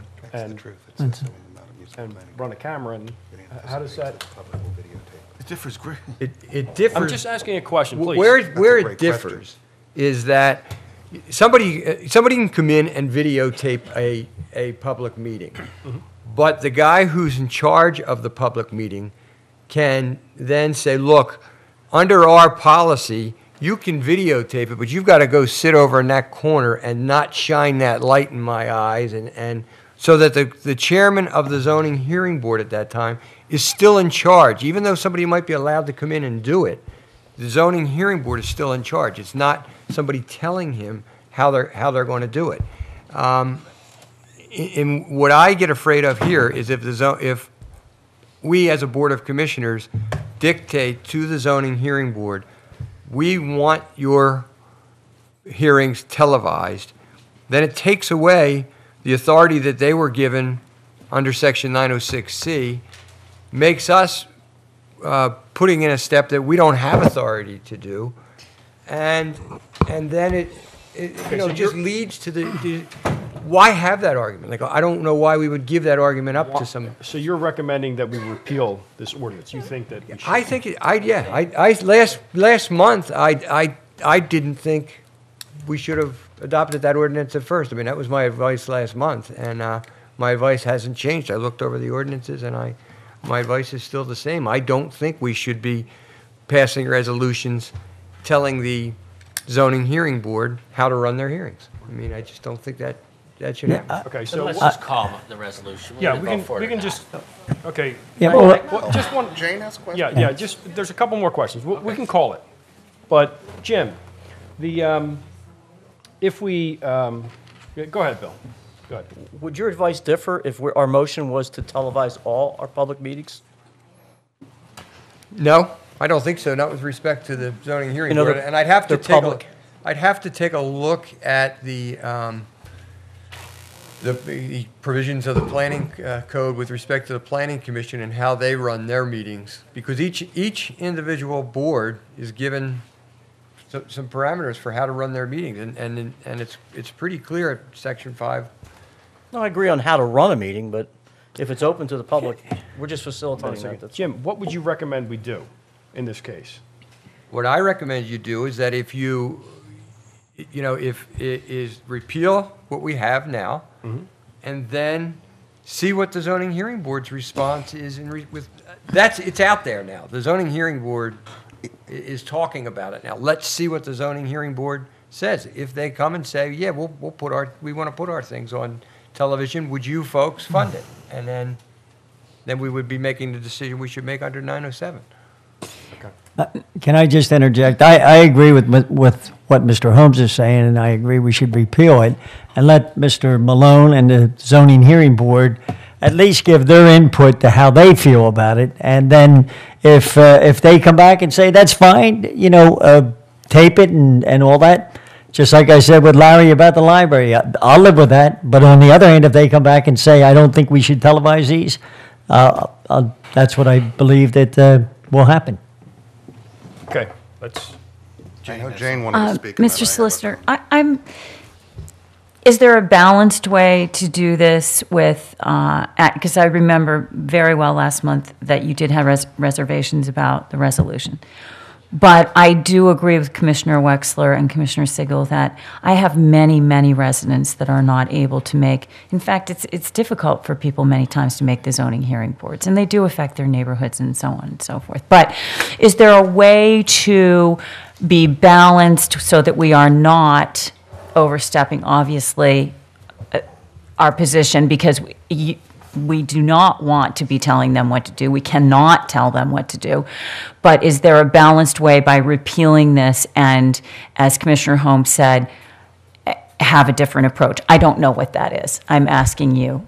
Well, I think it could be as simple as if we repeal this, and then I already have called Bill at one point in time, Bill Malone, I'm talking about, the zoning board solicitor, and say that, and it's quite simply, just as you just said to me, that you have residents that are asking you to have the zoning hearing board meetings videotaped. Bill has, Commissioner Wexler has people that are asking him, and would the zoning hearing board, discuss that and see what their thoughts are on that. And then if they discuss it and they say, yes, they're going to do it, and they come to us, then we fund it, and then we've lived to the Spirit of And- the law. Hold on. Yeah. But is there Sorry. a way that the Board of Commissioners can present that without But if, see, the overstepping more you our? present, I don't, like, that's what I'm trying to say to you, is I don't want you presenting. Okay, anything, you know, that's, I that, really okay, would- that answers me, it then. But Yeah, if I if- may, two things. Go ahead, Commissioner Siegel. When I pressed this issue a couple of years ago, I was told in no uncertain terms by the Solicitor of Zoning Board, we're not televising the meetings. And I let it go, but there has been a consistent request by residents, they want to see the meetings, and I think it's essential. Second, I completely disagree, and I generally don't disagree with your advice. I disagree here. When you read the code and the commentary, it contemplates exactly what you say, the public coming in and being able to videotape the meetings. That's specifically in the language of the commentary.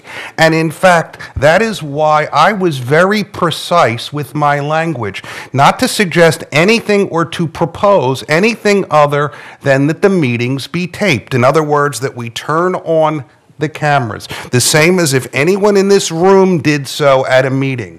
And that is not, I do not understand how turning on the cameras is influencing them. If we sat in that room. Well, because if you, But if I may, all right, I have the floor here, and I would appreciate it. The inference has been made that that is influencing them, or that that is telling them how to run their meetings. Not at all. We are not suggesting that they should handle the meetings differently, that they should use different procedures.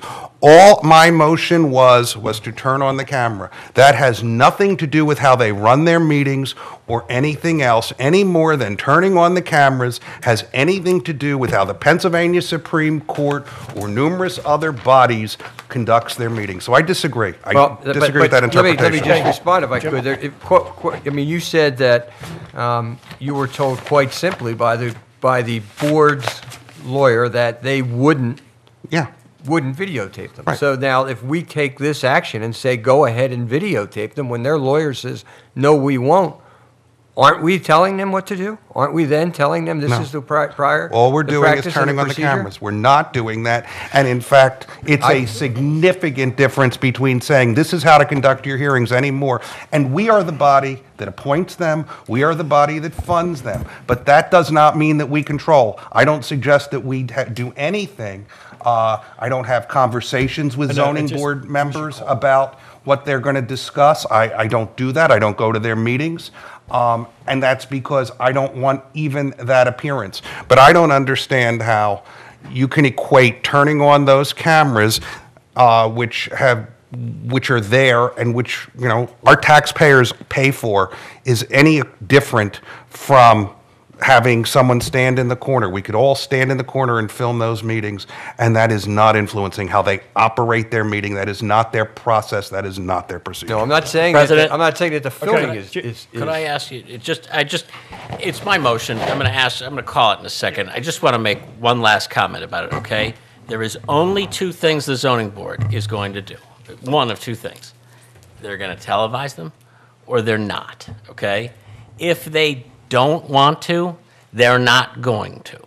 And we're going to have an issue in front of us. If they do want to, I would much rather that they make that decision without a resolution from this board telling them to. That's why I'm asking this be repealed. This issue is out there. Does anybody on this board actually think they're not going to televise these meetings after this? Exactly. But do this without any pressure on them. Why do you Let say them that? make this I'm decision. curious why you say please, that. he has the floor. So that's my point, and I've asked the folks to repeal. It's not going to get repealed 9-0.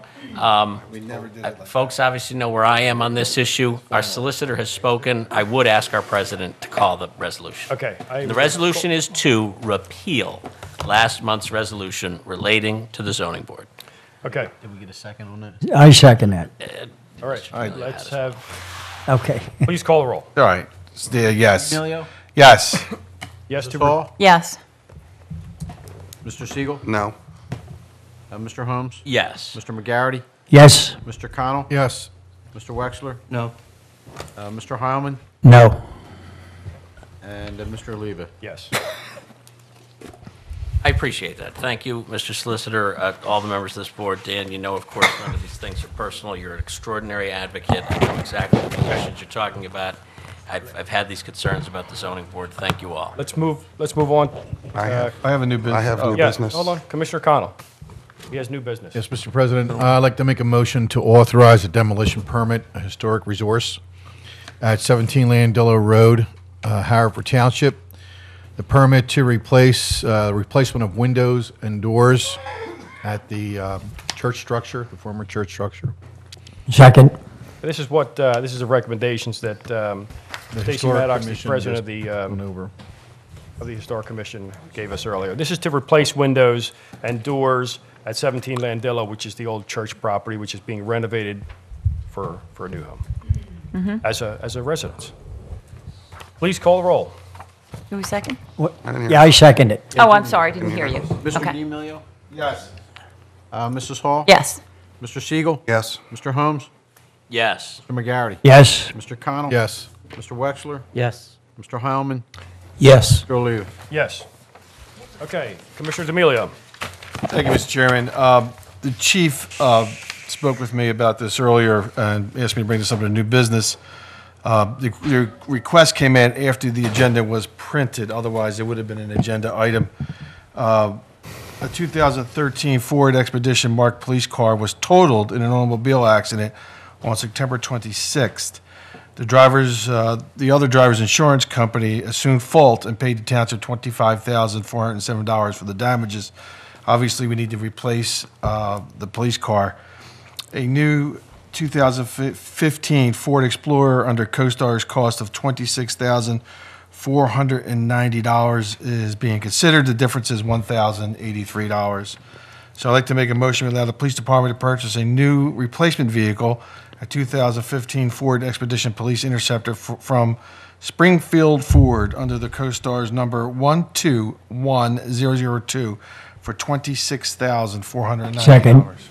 Motion made and seconded. Why wouldn't we have the insurance company pay the whole thing? They won't pay the whole thing. They won't. Because the insurance company pays for the damage to the vehicle at, so what year was the car that was Okay. damaged? It's Doesn't depreciated. You don't get Yeah, full all value. right, all right. Hey, Must have never been. I would have asked the insurance company for the whole thing. And they won't do it. We're actually lucky Welcome we to my life. saw.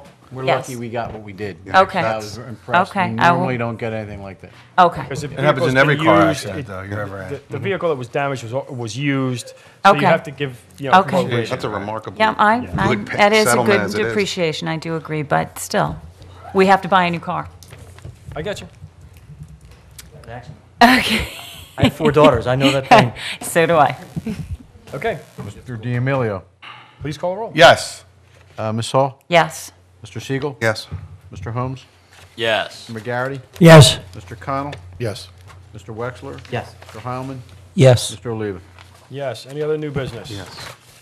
Mr. President, we have 2 issues that are going to come up in December relating to scheduling next year, and so that the resolution could address it, I wanted to raise them.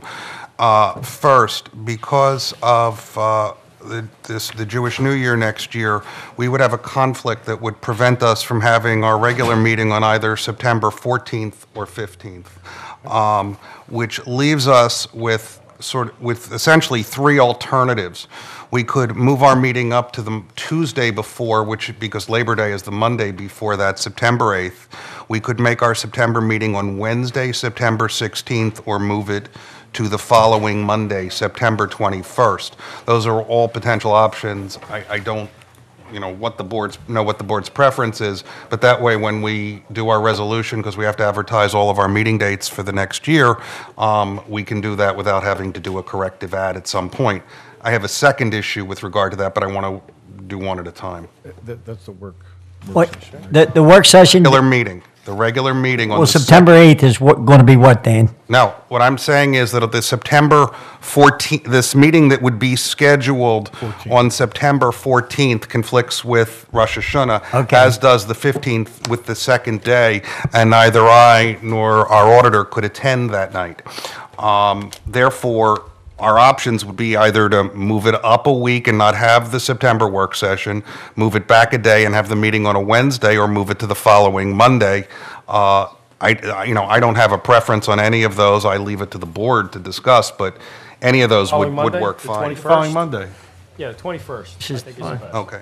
Okay. Okay, So we- and then- Monday the 21st? Yes. Monday the 21st will be our. That would move the historic commission, so they could, what, go a we'd week have before to that? move the- They could flip, maybe we could flip with them.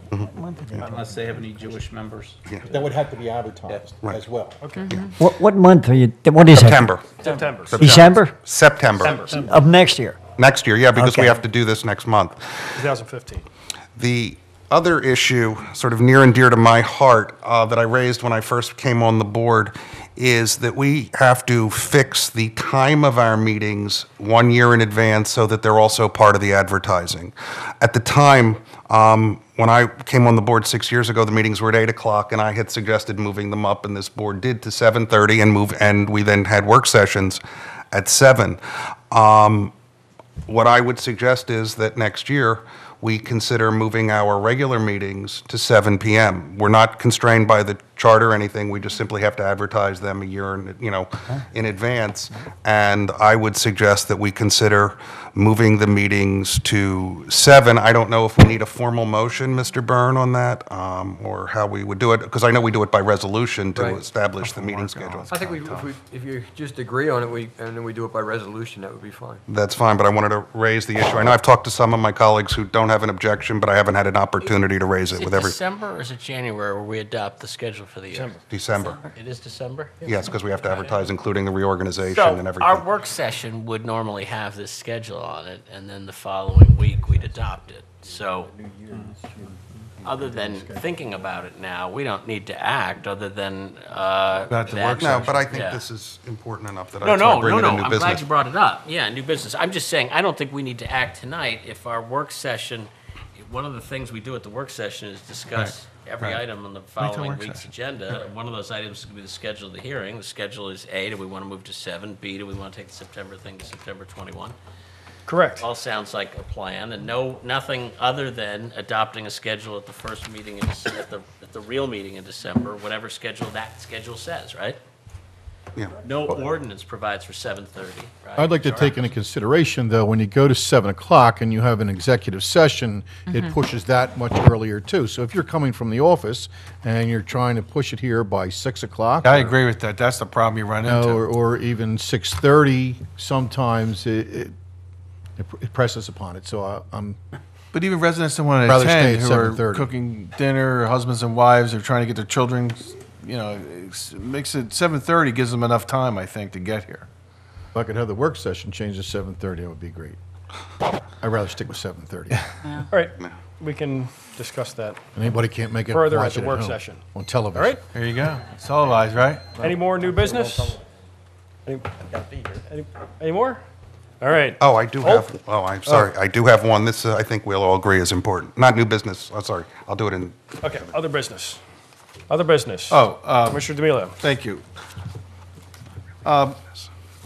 The police will be able to carry the drug Narcan.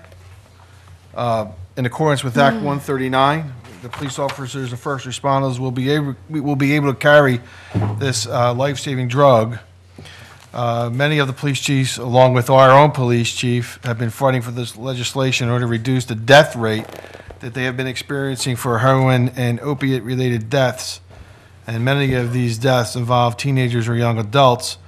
Our own director of paramedics, Jim McCanns, was on the county task force, and the director, Dr. Dickinson from Penn, who I know very well, is a great doctor, helped us lead the fight for this. And I think it is a good step in trying to save lives. So I want to expand on that, Larry. You're a paramedic. You want to? Yeah, Steve did it justice. I mean, unfortunately, not throughout the Commonwealth and even outside of Pennsylvania, you're seeing more and more heroin-related overdose.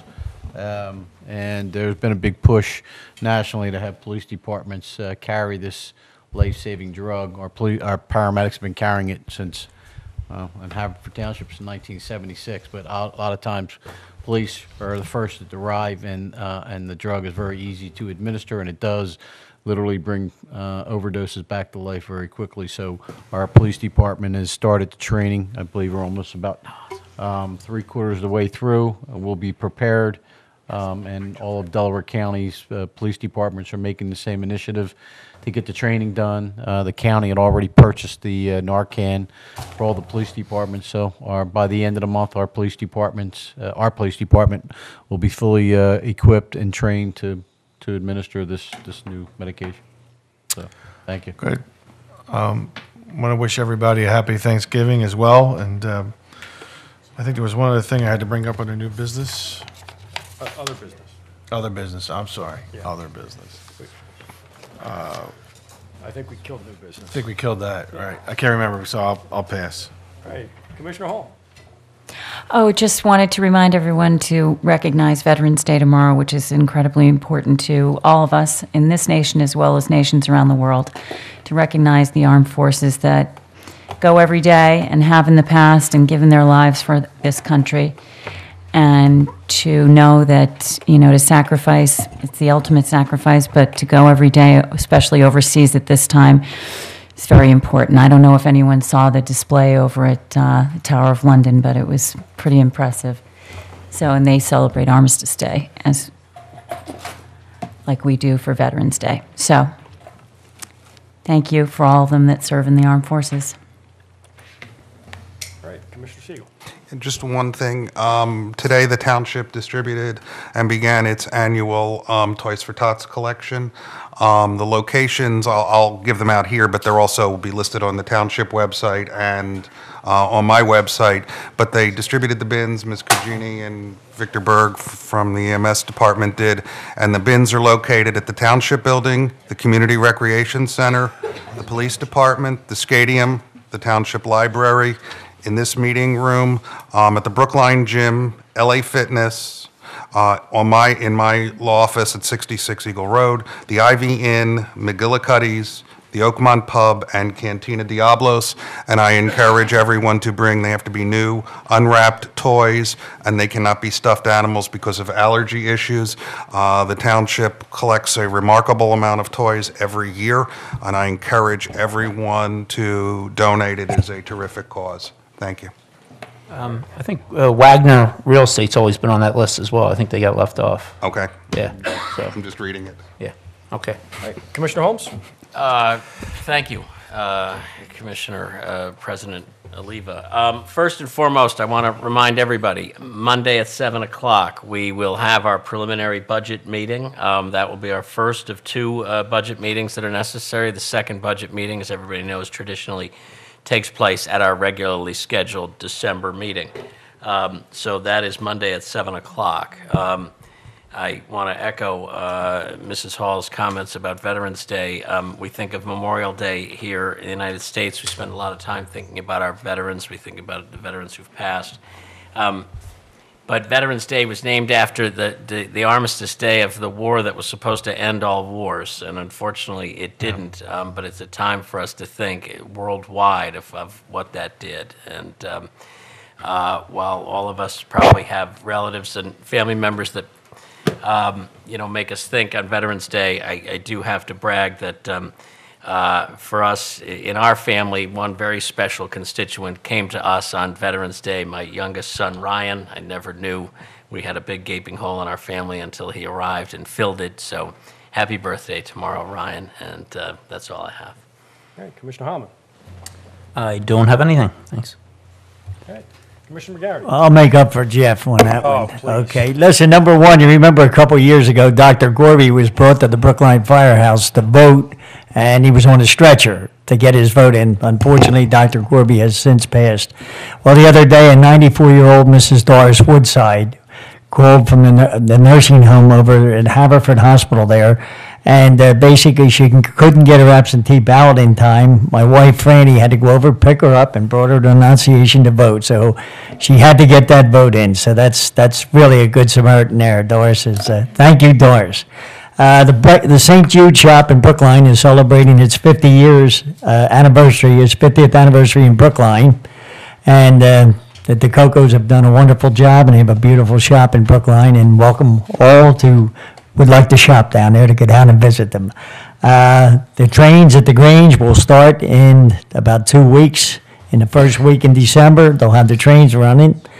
We have the chief here, Chief Pettin, his nephew is the head coach of the Cleveland Browns. So me, I'm going to go home. I'm an Eagles fan. And in the AFL, I'm going to root for the Cleveland Browns because they are in first place. Way to go, Chief. Okay. Brown supporter, okay. The flooding issue meeting will be 7 p.m. Wednesday night on the 21st of November at the Haverford Middle School. So I urge all those to come to that meeting. Also, the It's the 19th. 19th. Wait a minute. Wednesday the 19th. Oh, I'm sorry. Okay, thank you for the correction. 19th of November. Let me see, I'll get it right here. Yep, middle school, 7 p.m. Thank you, that was a mistake on that one. Brookline Fire Company has just sent out their dues drive, and we are hoping the members of the constituents of Brookline will respond and help all our volunteers, because nobody's paid, or it's an all-volunteer staff, so please send your donations back to Brookline. Just came out last week. And the Toys for Tots, like Dan says, wonderful for the kids, and especially in Chester. We send a lot of toys down there for kids who don't have a Christmas and need some presents down there to fulfill their dreams. So the toys all go out to, no matter what it's for, it goes out for a good cause, make a lot of children happy. And we also have a big organizational thing at the Brookline Firehouse for Toys for Tots. The other thing I wanted to mention was, like Jane said about Happy Veterans Day. Salute all our veterans. Everybody like McDonald's and them are offering them a free meal. So you deserve it. You're the reason we're here tonight, whether you're sitting out in the audience or we're sitting up at this stand here. So thank you very much. Commissioner Connell. Yes, just a couple of things. Number one, happy Thanksgiving to everybody. And with that, I believe the Scouts came to everybody's door this Saturday on the weekend to drop off bags. And if everybody could take the opportunity to please put some canned goods, what have you, in those bags, because they'll be around again to pick them up this Saturday. Yeah. This Saturday. The other thing is, while we're talking about our vets, that we're moving forward on 1010 Darby Road. And I'm hoping that this board please take into consideration the property there. So many people call it the police field, the stadium, what have you. But it's Veterans Memorial Field. And what I'd like to see from this board is perhaps an initiative to really work in our Veterans Memorial at that field when we go to plan everything that's happening down there, as opposed to just moving some stones around or what have you. If we could seriously take a look at that memorial and what we can do to enhance it, and perhaps get our other local organizations involved to be a part of that. You all right? Okay? Thank you. Thank you. Mr. Wexler. I'd like to next Thursday, the 20th, I'll be at the Hilltop Civic Association for the normal constituent meeting. I also congratulate the veterans, and all my classmates are still serving in harm's way and still in the service. So the 20th at Bonaire Fire Company, the Hilltop Civic Association.